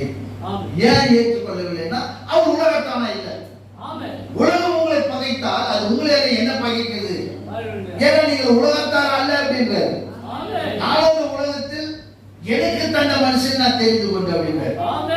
அப்ப உலகத்தில் அவர் தந்த மனுஷன் யாரை தெரிந்து கொண்டார் என்றால் அவருக்குள்ளாக வந்த உலக தோற்றத்துக்கு முன்பாக தெரிந்து கொண்டவர்களை பற்றி பேசுகிறார். புரியுதுங்களா நான் சொல்றது? அப்போ தேவனாகிய கர்த்தர் தனக்கு ஒரு உலகத்தை உண்டாக்கி கொண்டார் என்றால் அந்த உலகத்துல இந்த உலகத்தின் காரியங்கள் அல்ல, டோட்டல் பியூரான ஒரு உலகம். அதுதான் கிறிஸ்துடைய தன்மைகள் என்று சொல்றார். கிறிஸ்துடைய அவருடைய தன்மை. அவருக்கு பூமியில நடக்கும்போது பாத்தீங்கன்னா அந்த மகிமை அந்த தேவத்துவம் பொழுது எல்லாருமே ஒரு அசைவு உண்டாக்கிச்சு. அதுல ஒரு சிறு பாகத்தை நாம் பெறும்பொழுது இந்த பூமியில அந்த காரியத்தை நாம் பார்க்கிறோம். நாம் பிறகு சின்ன சின்ன காரியம் தான். பழைய பாடல் கிறிஸ்துவ குறித்து நிறைய காரியம் சொல்றாரு. யாரெல்லாம் உலகத்தை விட்டு வெளியே வந்தார்களோ பாருங்க, அது நேரம் என்று சொல்றாரு. வேத வாசகத்தில் நேராட்டம். நேராட்டமே அப்படின்னா ஒரிஜினல் எப்படி இருக்கும்? இப்போ ஒரிஜினல் யாரு? யாருக்கு ஒரிஜினல்? யாருக்கு ஒரிஜினல்? அது யாரும் தெரியல பாருங்க. கேட்டு சொல்றேன். அந்த அளவுக்கு நம்ம காது ஒரிஜினல் நம்ம தான். ஒரிஜினல் மனவாடி தான். நீ இப்ப ஒரு ஆள் உருவாக்க வேண்டியது கிடையாது. நேர அவர்களெல்லாம் நேர பார்த்து நம்ம பிரமிக்கிறோமே. இந்த ஒரிஜினலை பார்த்து எப்படி இந்த இயற்கை பிரமிக்கணும்? அதனால்தான் இந்த இயற்கையில் பிரசவ வேதனைப்படுற காரணம். நேர பார்க்கும்போது அப்படிதான் ஒரிஜினலா எப்படி இருக்கும்? ஒரிஜினலுடைய சாதாரண விஷயம் தான் இயேசு கிறிஸ்து மாம்சத்துல வெளிப்பட்டது. ஒரிஜினல் ஒரு சின்ன துணி தான். அவர் அப்படி நடந்து வந்தா எங்கேயோ இருக்கிற பிசாசு ஆடாராம், எங்கேயோ இருக்கிற ஆடாராம். நல்லதா இல்லையா? எல்லாரும் அவர் ஏற்றுக்கொள்ளவில்லை. சொந்த ஜனமே அவர் ஏற்றுக்கொள்ளவில்லை சொல்றாரு. அதே விஷயம் தான் நம்மளுக்கு நடக்கும். சொந்த யாரை ஏற்றுப்பாங்க கேட்டா எல்லாருக்கும் புத்திர குத்துவான். கண்டிப்பா சொந்த ஜனமே போனா ஏதாவது ஒரு ஸ்டாக்கா பிசாசு காய் வச்சிருக்கோம். அது தூக்கி மேல போடுவான். அதுதான் அப்படித்தான். அது திருந்தா ஜென்மம் இதெல்லாம் நம்பர் போட்டாரு. ஏன்னா இவன் பெரிய நேரம் கடலுக்கு போடுவாங்க. இவன் கடலுக்குள்ளவே இருக்கிறாங்க. எங்கிட்ட ஏசி இல்லையா? நான் சர்ச்சைக்கு போல எதையாவது ஒன்று பேசுவோம். அவனை பேசும்படியா தேவன் வைத்திருக்கிறார். அது நிமித்தம் நம்மை மாற்றி அவங்க சாட்சியாக்கும் நம்ம வைத்திருக்கிறோம். ஹல்லேலூயா. அப்போ தேவனாகிய கர்த்தர் தனக்காக ஒரு உலகத்தை உண்டாக்கினார் என்றால் அந்த உலகத்தில் என்ன கிடையாது? படிக்கிறோமா? கலாத்தியர் 5:19.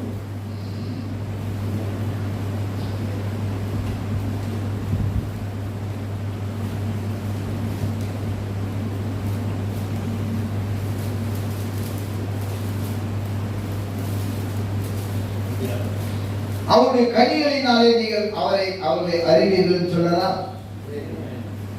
அவருடைய உலகத்துல ஆவிக்குரிய கனி கிறிஸ்து கனியா இருக்கிறது, உலக பிரகாரமான பிசாசின் கனியா இருக்கிறது.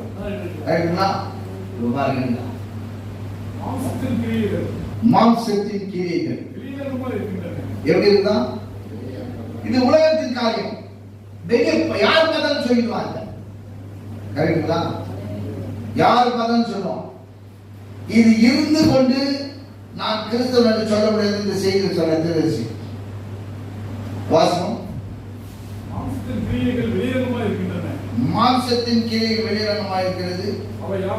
அவை யாவன விபச்சாரம், வேசித்தனம், அசுத்தம், காமவிகாரம், விக்கிரகாராதனை, பில்லிசூனியம், பகைகள், விரோதங்கள், வைராக்கியங்கள், கோபம், சண்டை, பிரிவினை, மார்க்க பேதம், பொறாமை, கொலை, வெறியாட்டம், களியாட்டம், எல்லா விளையாட்டுங்க. இது எதனா ஒண்ணு இல்லைன்னு சொல்ல முடியுமா? இது இருந்ததுன்னா நீ உலகத்தில் இந்த உலகத்தில் இருக்கிற தலைவர் உண்டாக்குற தனி உலகத்தில் நீ இல்லைன்னு அர்த்தம்.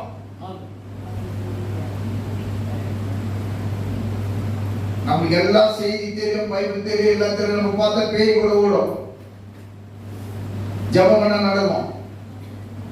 உண்மையாவே நீங்க எல்லாம் ஜபம் பண்ணி தான் இந்த ரோட போடுறாங்க. இதெல்லாம் யாரும் மறுக்க முடியாது. ஜபம் பண்றதுனால அவன் எல்லாம் நடக்கிறதுனால நம்ம தேவனோடு இருக்கணும்னு அர்த்தம் கிடையாது. உன் ஜபம் கேட்கப்படுறதுனால நீ தான் கிடையாது, கரெக்டா இருக்குன்னு அர்த்தம் கிடையாது. ஏன்னா விசுவாசம் ஜபம் பண்றான், அந்த ஜபத்தை ஆண்டவர் கேட்கறாருன்னு அது நான் பிசாசு ஜபம் கேட்கறாங்க, ஆண்டவர் கேட்கறா இல்லையா? எங்க கேட்கறாரு? 2000 பேய் வந்ததுல அவர் வேண்டி கொண்டுதான் நாங்கள் இதை பண்ணி கூட்டத்துக்கு அவர் பேய் கூட என்ன பண்ண அனுமதி கேட்டு தான் போனோம். நம்மளால அனுமதி கேட்கறது எல்லாம் செய்வோம். சர்ச்சுக்கு ஒரு பாஸ் அனுமதி கேட்க மாட்டோம், வீட்டில் பொம்பளை புதுசாக அனுமதி கேட்க மாட்டோம். ஆனா பேய் கேட்டு போறாங்க அனுமதி. ஆண்டவரே நாங்கள் இதை பண்ணி கூட்டத்துக்கு போயிடலாமா? நீ பண்ணி கூட்டலாம் அப்படி சொன்னாரு. ஏன்னா ஜபத்தை கேட்கிறார். 65 சங்கீதம் சொல்றார், மாம்சமான யார் இடத்தில் வருவார்களே அவர் ஜபத்தை கேட்கிறார். யார் ஜபம் கேட்போம் சொல்ல, யார் ஜபம் யாரா யாருமே உன் ஜபம் கேட்கப்படும். அதனால நீ ராத்திரி வருவாங்க. பிசாசுகள் நாங்கள் இந்த பள்ளி கூட்டத்துக்கு போகலாமா? தாராளமா போயிட்டு நீ எங்க போனாலும் உங்களுக்கு நான் நிறைவேற்றி முடிவு மட்டும் மாற்ற முடியாது. கரெக்டா? பள்ளி கூட்டத்துக்கு போய் பரலத்துக்கு அப்புறம் எங்க போனாங்க? பாதாளத்தில் இருந்து அமைந்து போனாங்க. யார் யார் எங்கிருந்து வந்தாலும் அங்க போறாங்க. செய்தி சொல்ற வாசிக்கலாமா? டைம் முடிஞ்சு போச்சு, இதெல்லாம் வாசிக்கலாம்.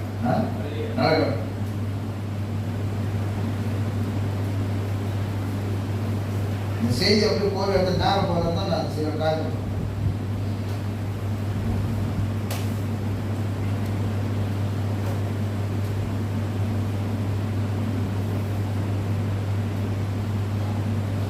ரெண்டு விதமான காரியங்கள் இந்த பூமியில் நடந்து கொண்டு இருக்கிறது தான் திருப்பிமானதுல நல்ல கவனிங்க.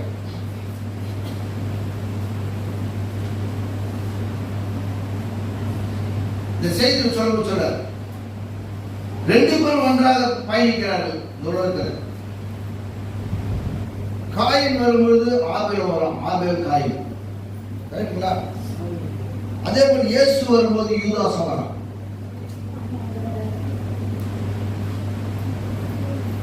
இந்த ரெண்டு பேர் மட்டும் இருக்குமா? நிறைய பேர் இருக்கு, அது விளைவிக்க முடியாது. இயேசு கிறிஸ்து வரும்பொழுது யூதாஸை கூட வரும்.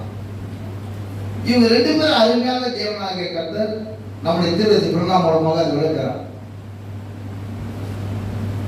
தேவனும் பிசாசும் யார் யார் எங்கிருந்து வந்தார்களோ அந்தந்த வேலைகளை அவர்கள் செய்தார்கள். கேட்குங்களா?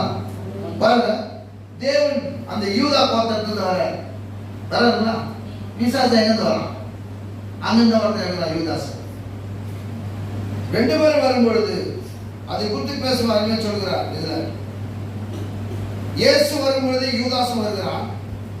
இயேசு மரிக்கிற நேரத்தில் தான் அவனும் மரித்தான். எப்படி? இயேசு மரிக்கிற பொழுது அவனும் மரிக்கிறான். இயேசு போய் வித்துட்டான். நாங்க டீடைலுக்கு போல இதை நல்லா கவனிச்சுங்க.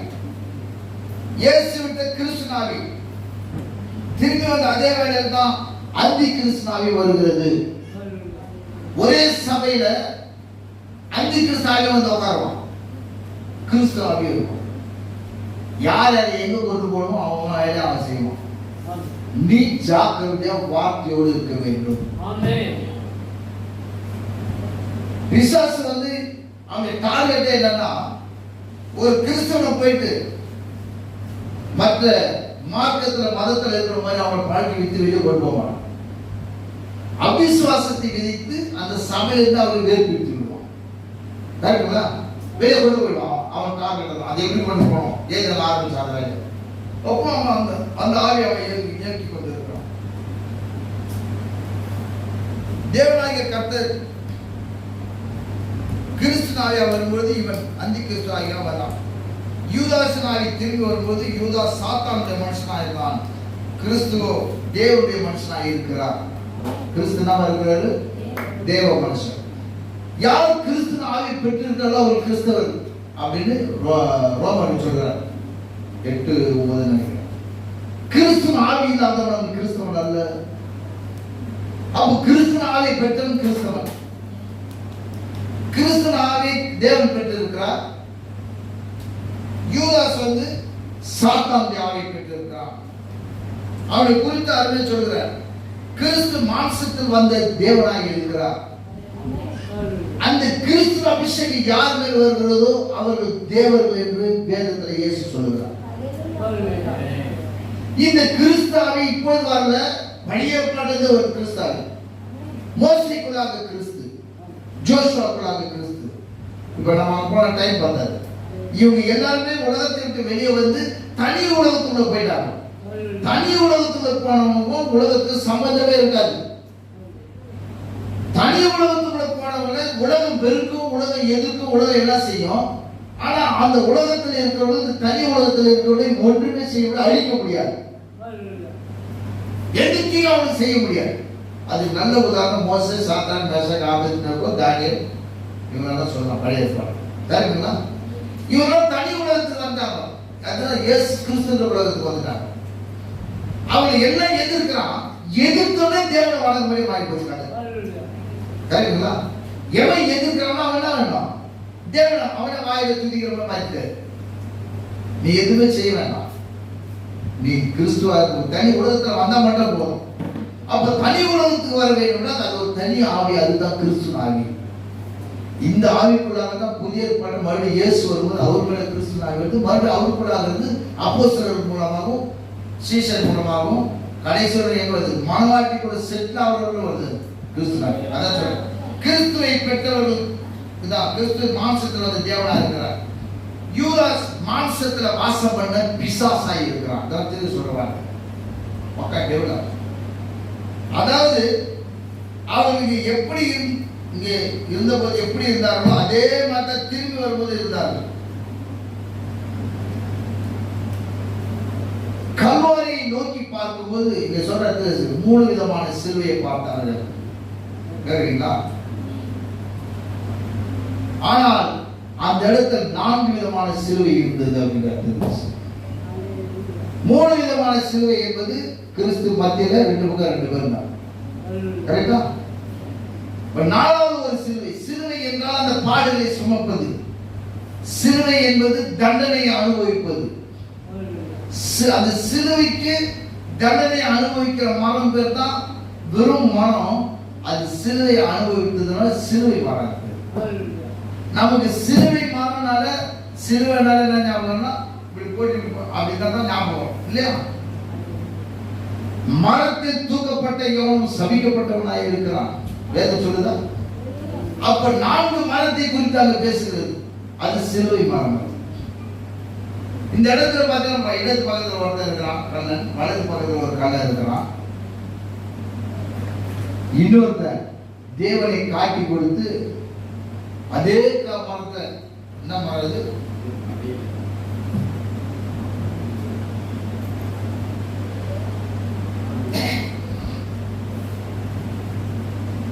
காட்டத்தை மரமாக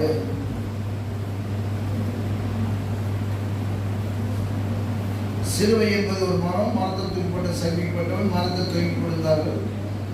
யூதாசும் கிறிஸ்து சிலுவை தூக்கப்பட்ட அதே நேரத்தில் அவனும் ஒரு காட்டத்தை மரத்தை தூக்கினான். என்ன மரம்? இங்க 3 பேர் சிலுவை தொங்கும் பொழுது இவனும் வெளியே போய் ஒரு மரத்தை 4 பேர் தூக்கினான். 4 சிலுவை குறித்து பேசுகிறான். பேச சொல்றார். இந்த இடத்துல ஒரு அருமையான ஒரு காரியம் ரொம்ப பிடிக்கும். இந்த சொல்லி முடியலாம். அதாவது கடைசி நேரத்துல கூட சரி, இவ்வளவு நாள் நான் கிறிஸ்தவ வாழ்ந்தேன்னு சொல்றது பேசுறது சொல்றேன். நான் ரொம்ப கிறிஸ்தவன் தான், பயங்கரமான பைத்தியம் இருக்கும், பயமான பயிர் படிச்சேன், பயமான ஜபம் பண்ணேன். அப்படியெல்லாம் இப்ப எங்க இல்லையா பொண்ணு நான் ஒரு மாதிரி ஆயிட்டேன், அப்படி ஆயிட்டேன் அப்படின்னு அப்படி ஆயிடுது. புரியுதா? நேற்று எப்படி இருந்தது அடுத்தது, இன்னைக்கு இப்ப எப்படி இருக்கு? நேற்று நீ பாவம் செய்ய எப்படியா விட்டு அது முடிஞ்சு போச்சு. புதிய கிருபை உன்னை தூக்கிடுச்சு.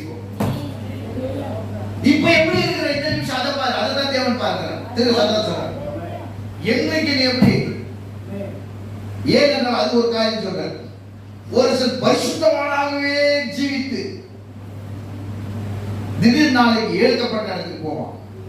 ஒருத்தர் பாவியாவே ஜீவித்து கடைசி நேரத்துல போக வேண்டிய இடத்துக்கு போயிடுவான்.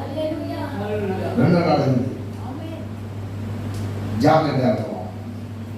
அப்ப இந்த இடத்துல பார்க்கிற கத்திரமான சிலுவை மரத்தில் ஒருத்தவன் தான் இயேசுவை காட்டி கொடுத்து அவனை தூக்கிட்டான். அப்புறம் 4 விதமான ஒரு மரத்தை எங்க பார்த்து காமிக்கிறார். இது ஒரு பெரிய காரியம் என்னன்னா, கிறிஸ்து நடுவில் இருக்கிறார். அவர் இருக்கும்போது பல காரியங்கள் நடக்கிறது. இந்த இடத்துல கிறிஸ்து மரத்தின் நடுவில் இருக்கும் பொழுது அவருக்குள்ளாக மனவாட்டி இருக்கிறத பார்த்து போகக்கூடாது. அது அருமையான உலகத்தை தருகிறார். கிறிஸ்து எங்களாக தான் நான் இருந்தேன். கரெக்டா? எப்போ கிறிஸ்து அங்க இருக்கிறார். இதுல பாருங்க, லெப்ட்ல இருக்கிற என்ன பண்றான்? இந்த குறை சொல்றாங்க போகாது. அது எங்க இருந்தாலும் திருந்தாரு.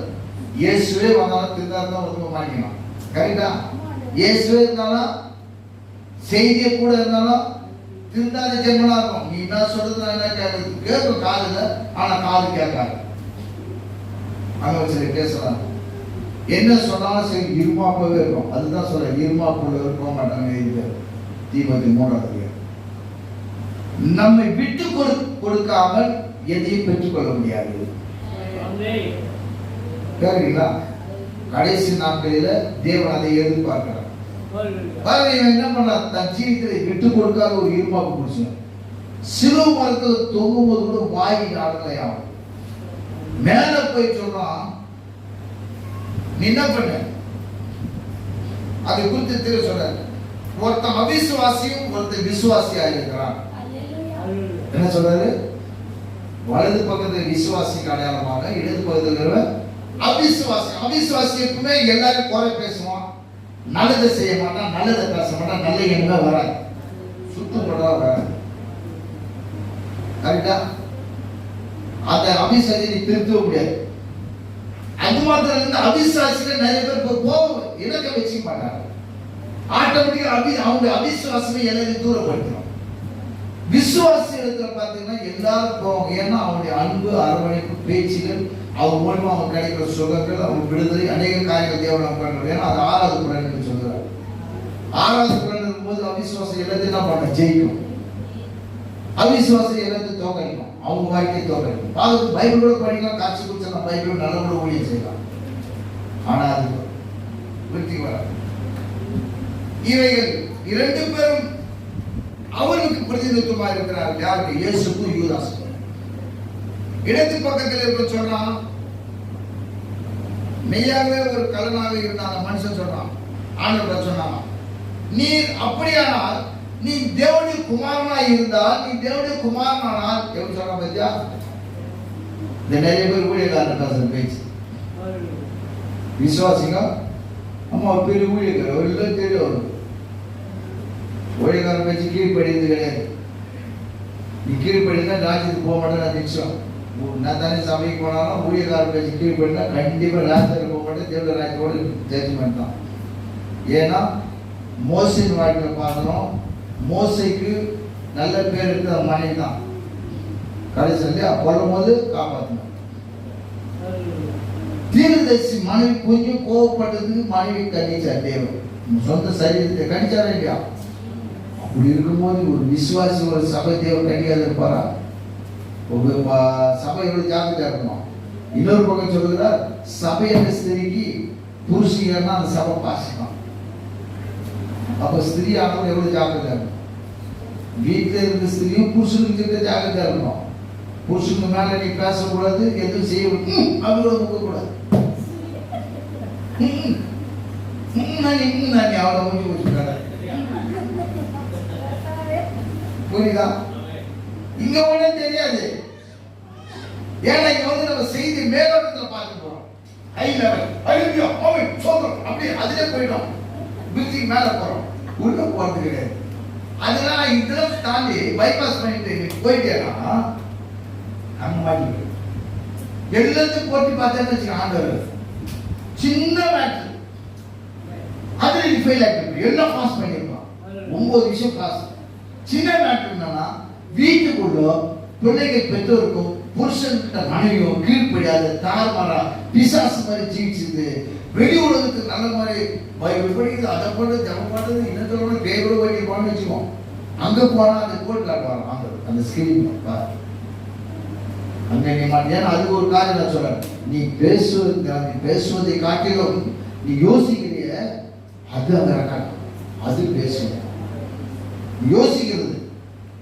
குழந்தை பிறகு கத்துது இல்லையா, அதுவே ரெக்கார்ட் ஆகி பேசுவாங்க. அப்ப எங்க போகும் கதையா கதையா அப்ப நம்ம எவ்வளவு ஜாக இது மனவாட்டிக்காக சொல்றது. இது எல்லாத்துக்கும் கிடையாது. ஞாபகம் வச்சுக்க, இது வந்து உலகத்துக்கு ஸ்தாபனத்துக்கு கிடையாது. ஏனென்றால் இயேசு கிறிஸ்து தனி உலகத்தில் அப்படிதான் ஜீவிச்சார். தன் தாய்க்கு கொடுக்க வேண்டிய மரியாதை கொடுத்தா, சபைக்கு கொடுக்க வேண்டிய புருஷனாய் சபைக்கு கொடுக்க வேண்டிய மரியாதை கொடுத்தா, எப்படி நடத்த வேண்டும் நடத்தினா, அவர் கரைத்தல் இல்லாதபடி எல்லாரும் கரைத்து பாவத்தை அவர் மேல சுமந்து கொண்டாலும் இயேசு நொறுக்கப்பட்ட காரணம் என்னன்னா, ஒரு தங்கத்தை அடி மேல அடி அடிச்சேன்னு வச்சுக்கோ, அதுக்கு கரிப்பு வெளியே போகும். எது வரணும்னா அது இப்போ வளவளன்னு ஆவல் வரணும், அதுல தான் முகம் தெரிய வரணும். அப்ப தங்கத்துல இருக்கிற அழுக்கு எல்லாம் வெளியே போனா தங்கத்தை அடிக்கணும். நம்மளுடைய ஒரிஜினல் தங்கம் தான் இயேசு சொக்கத்தன்மை ஒரு. இப்ப அந்த தங்கத்தின் மேல உலகத்தின் பாவங்கள் நம்முடைய கரையில் கொட்டப்பட்டது. மேல சுத்தமா இருந்தாரு, பூமிக்குள்ள வரும்போது தங்க நாய் வச்சு மண்ணுக்குள்ள போகும்போது அது நிறைய என்ன சொல்லுவாங்க, அதுக்கு வந்துடலாம், அது பொய் தங்கம்னு சொல்லுவான் இல்லையா? முட்டாள் தங்கம் பேர் வச்சாங்க. அந்த மாதிரி முட்டாள் மனைவியா இருக்கக்கூடாது. மனவாளனுக்குள்ள வெளியே வந்தது ஒரிஜினலா இருக்கும், முட்டாளா இருக்கும். மினு மினு மினு மேல மட்டும் மினிக்கின்னு உள்ள தனி உலகத்துல எல்லாம் எப்படி இருக்கும்? கரெக்டா? ஏன்னா அவர் ஞானம் உள்ளவர், அவர் மனைவி அஞ்ஞானியா இருக்கக்கூடாது. கரெக்டா? அப்ப அவர் மட்டும் ஞானம் வரணும். அப்ப அவருக்குள்ள வரணும். இயேசு இந்த பாவங்கள் நம்மளோட பாவத்தை சுமந்து அதை அடித்து நொறுக்கும்படியே தன்னை ஒப்பு கொடுத்தாராம். எல்லாம் போட்டு அடிக்கிறான், அந்த தங்கத்தை அடிச்சு அடிச்சு அடிச்சு. ஏன்னா அவருடைய ரத்தமே அந்த பாவங்களை கைவிடுது. முழுமையா பாருங்க, அவர் பரிசுத்தமாக்கினாராம். வேதம் சொல்லுது, அவர் தன்னைத்தானே பரிசுத்தமாக்கி கொண்டார். யாருக்காக? நமக்காக. அப்ப பரிசுத்தமாக்கணும், அடிக்கப்பட வேண்டும். நாம் அடிப்படாதபடிக்கு அவர் அடிக்கப்பட்டார். நாம் நொறுக்கப்படாத இருப்பதற்கு அவர் நொறுக்கப்பட்டார். நாம் பரிசுத்தமா இருக்கிறதுக்கு அவர் பரிசுத்தமானார். நல்லா இருக்கு. அதான் தேவன். அவர் மனவாட்டி எப்படி இருக்கணும்? தனி உலகத்தை ஜீவித்தார். சரி, இங்க இவன் என்ன பண்றான் பாருங்க. அந்த லெஃப்ட்ல இடதுகை பக்கத்தை சொல்றான், நீ மனுஷகுமாரனா இருந்தானா சொல்றானா, நீ மெய்யாகவே அப்படியானால் நீ தேவனுடைய குமாரனானால் நீ ஒரு மகத்தான ஆளா இருந்தியானா என்ன செய்ய? உன்னையும் ரட்சித்துக்கோ, என்னையும் ரட்சிக்கும். கிண்டல்ல பாதாளத்துக்கு போறது கூட ஒரு ஒழுங்கா போதான் போறது, போறது பாதாளம். அதெல்லாம் ஒழுங்கா போய் சேர வரணும். உண்டை மேல உண்டை வாங்கி கேட்டு போனாங்க. இங்கதான் கவனிக்கிற வலது புறத்திற்கு விசுவாசிகள். அவன் நல்ல கவனிக்க கடைசி நேரத்தில் ஒரு வெளிப்பாடு பெற்றான். என்ன பண்ணா? இந்த வெளிப்பாடின் மேல் சமயக்கிறது தேவன் சொன்னாரு, செய்தி வெளிப்பாடின் மேல மனவாட்டி காட்டப்படுவார். ரைட்டுங்களா? பாருங்க, வலது பக்கத்துல இருக்கிற கடைசி நேரத்தில் உண்மையா விசுவாசம் தான். உண்மையா விசுவாசம் தான் தேவன் அவங்க இருந்த பாக்குறாரு, சிலுவை இருந்த பாக்குறாரு. அவன் வெளிப்பாடு பாருங்க, நம்ம பக்கத்துல இருக்கிறவரு ஒரு மனுஷன் கிடையாது. அவரு வெளிப்பாடு பக்கத்துல சாதாரண கிடையாது. அறிவு கட்டவே நீ வந்தது நியாயம் உதவாங்கிறது திருட்டு வந்துக்கிறோம். நம்ம வாய் நூறு சரியில்லாத வந்து மாட்டிக்கிறோம். அவர் அப்படி கிடையாது. அவர் நீதிமான இருக்கிற அவர் சும்மா வாய் வச்சு சும்மா பேசுகிற அது திரு சொல்றார். அவன் சிலுவையில போய் பிரசங்கம் பண்ணினான். முதல் பிரசங்கமே அங்கதான் ஆரம்பிச்சான். இயேசு கிறிஸ்து பூமியில வந்து பிரசங்கிக்கிறதுக்கு முன்னாடி இயேசுவோடு இருந்து கடைசி முதல் பிரசங்கம் அவன் தான் பண்ணான். இயேசு போகும்போது கடைசி பிரசங்கம், அவர் வருவதற்கு முன்னால முதல் பிரசங்கம். திரு சொல்றார் அவன் பிரசங்கம் பண்ணான். பிரசங்கம் சுவிசேஷம், நற்செய்தி சொன்னான். நற்செய்தி இயேசு நல்லவர் இருந்து நற்செய்தி, இயேசு உயிர்த்தெழுந்தார் நற்செய்தி, இயேசு உனக்காக எனக்காக மரித்தார் நற்செய்தி, இயேசு வரப்போகிறார் நற்செய்தி, இயேசு பாவம் செய்ய சொன்னது நற்செய்தி, அவர் நமக்காக மரித்து நமக்காக ஏற்றுக்கொள்ள சொன்ன நற்செய்தி. அதுதான் அவன் சொன்னான். டேய், அவர் என்னடா பாவம் பண்ணாரு? அவரு உனக்காக எனக்காக என்ன பண்ணாரு? மரி நமக்காக தூங்கிக்கிறார் சொல்லிட்டு ஆண்டவரே ராஜ்யத்தை போய் நினைக்கிறான். அவன் வெளிப்பாடு பாருங்க, அங்க ரட்சிக்கப்பட்டான். ஆண்டவர் நான் உயிரா வந்த பிறகு தலைகாட்ட வந்து நின்றுப்பா, நான் வந்து பார்க்கறேன் நான் சொன்னாரு. உயிர் தெரிந்த பிறகு உங்களுக்கு தனி போஷன் தர அப்படியே சொன்னாரு. கூட இந்த சீசன் கூட அதை பார்க்கணும். இன்னும் நீ இப்பொழுது பரிசு அவனுடைய மனம் திரும்ப விசுவாசிக்கு கொடுக்கிற ஒரு ரிவார்டு பாருங்க. உடனே நான் தரேன். இதுல ஒரு விஷயம் கவனிக்கணும். தேவனோடு இருக்கிறவன், தேவனை நம்பினவன் எல்லாருக்கும் பைபாஸ் பண்ணிக்குவோம். கரெக்டா? அந்த விசுவாசி அவன் தான் முதல் விசுவாசி. இப்ப இயேசு பூமி வரதுக்கு கடைசி பிரசங்கம் முதல் விசுவாசி. ஞானஸ்தானத்தை பைபாஸ் பண்ணிட்டான். கரெக்டா? எல்லாத்தையும் பைபாஸ் பண்ணானா நம்ம சொன்ன காரணம் போயிடும். அவன் போய் எங்க சர்ச்சுக்கு போடல, பைபாஸ் பண்ணிட்டான். வாஷிங் பண்ணல, பைபாஸ் பண்ண எல்லாத்தையும். இந்த பைபாஸ் எங்க செஞ்சாரு? தலைவர் செஞ்சாரு. அப்பத்தை கொடுக்கும் போது பைபாஸ் பண்ணிட்டாரா? எல்லாத்தையும் பைபாஸ் பண்ணாரு. கோதுமை விளைவித்த நிலம் இல்லாதது, தண்ணி பாய்ச்ச வேண்டிய வேலை இல்லை, களை அடிக்க வேண்டிய வேலை இல்லை. அது என்னென்ன செய்வான், அதெல்லாம் ஒன்றும் செய்ய வேண்டியது கிடையாது. விளையும் போது அதை பார்க்குற வேலை இல்லை, காத்திருக்கிற வேலை இல்லை கிடையாது. அதே போது பவுடர் வேண்டிய வேலை இல்லை, மாவு பேசுறீங்க, எண்ணெய் போட்டு ஆடு போட்டு ஓட்டு எல்லாத்தையும் பைபாஸ் பண்ணுறேன். திராட்சை ரசம் கூட அவன் பைபாஸ் பண்ணேன். எல்லாமே பைபாஸ் பண்ணி இவனுக்கு பைபாஸ் பண்ணுறேன். நல்ல எது கிடையாது தெரியுமா? கடைசியில் மனவாட்டி எல்லாத்தையும் பைபாஸ் பண்ணுறேன். திராட்சை பண்ணும்போது இந்த சரீரத்தை பதிக்கணும்னு அவசியம் கிடையாது, பைபாஸ் பண்ணி தான் போகணும். அப்ப தனி ஒரு உலகத்துல வந்து ஜீவிக்கணும். அந்த தனி உலகத்துல என்ன கிடையாது? வாசிக்க பத்தியா போச்சு போறாங்க, கசப்பு விரோதம், சி அவன் நல்லா இல்லை, இதெல்லாம் கிடையாது. அவங்க ஆவி கை மட்டும் தான் இருக்கும். அது மேல படி தள்ளி பச்சை 22 படி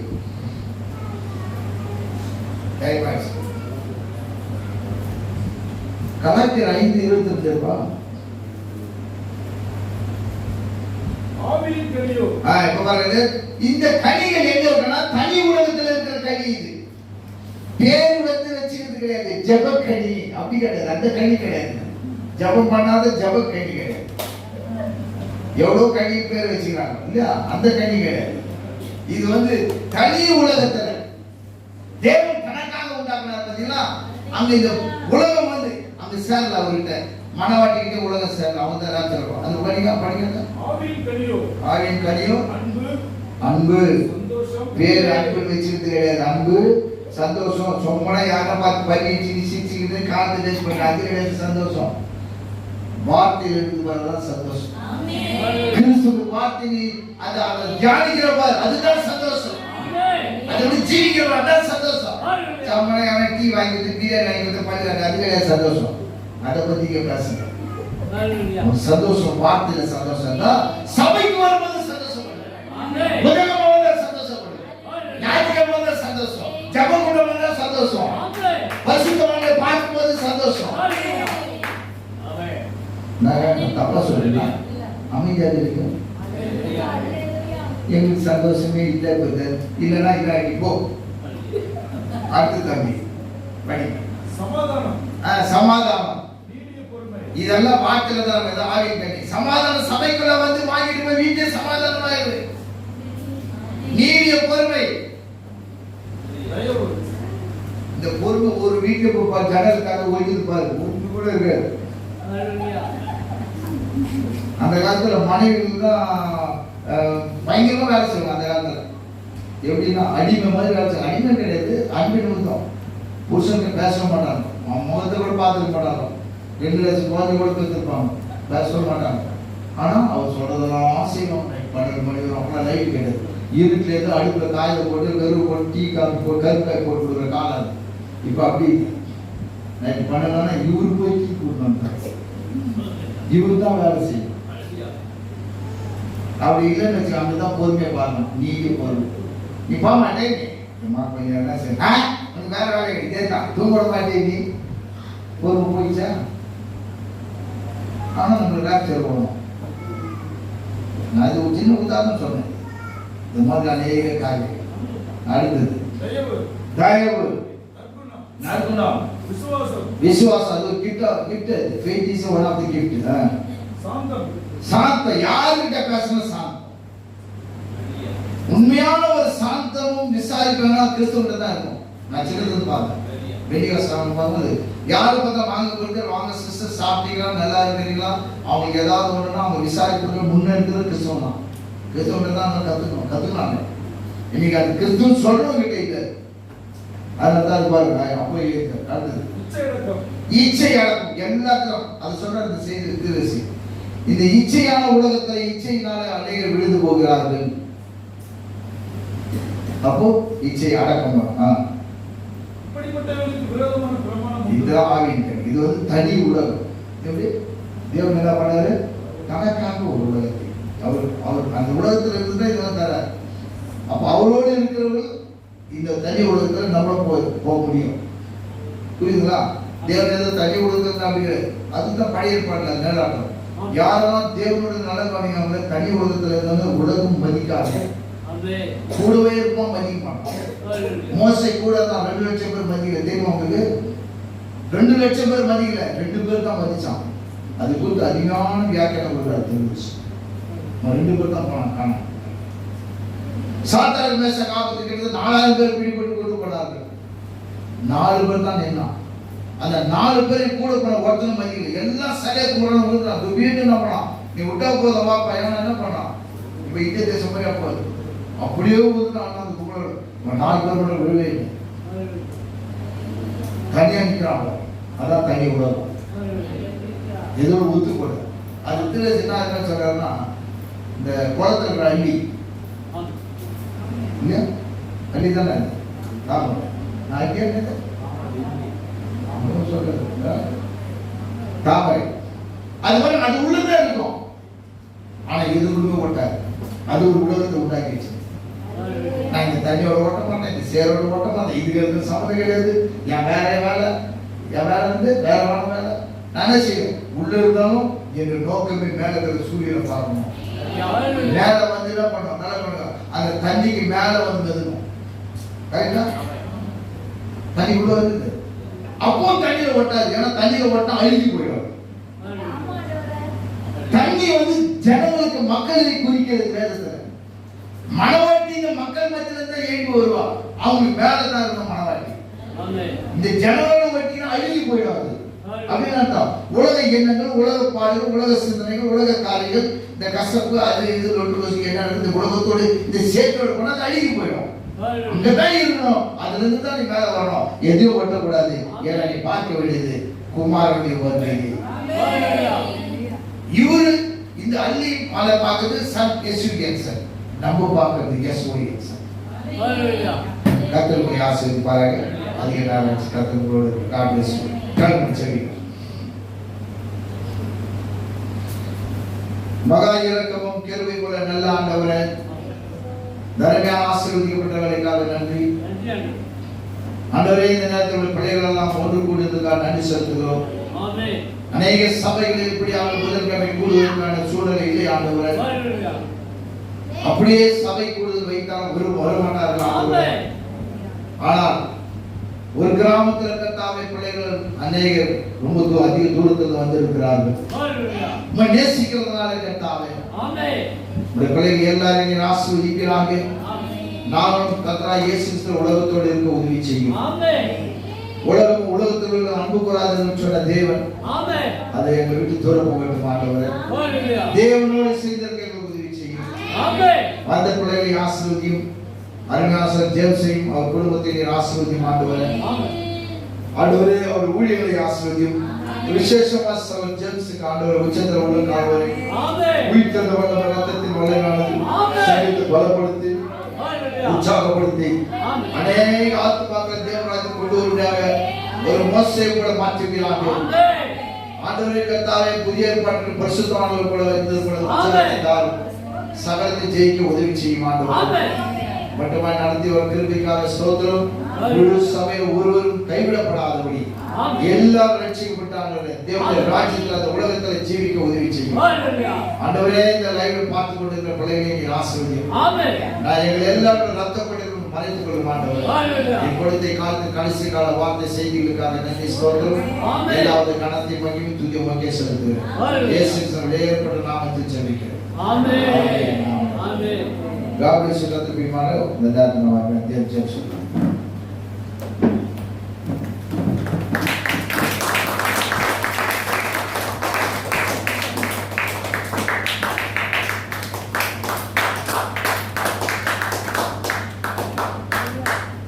God bless you. கர்த்தருடைய ஆசீர்வாதமாக ஒரு ஜெபிகள் ஒருவருக்காக ஒருவர் ஜெபிப்போம். ஆமென். ஆமென். ஒருவர் Amen.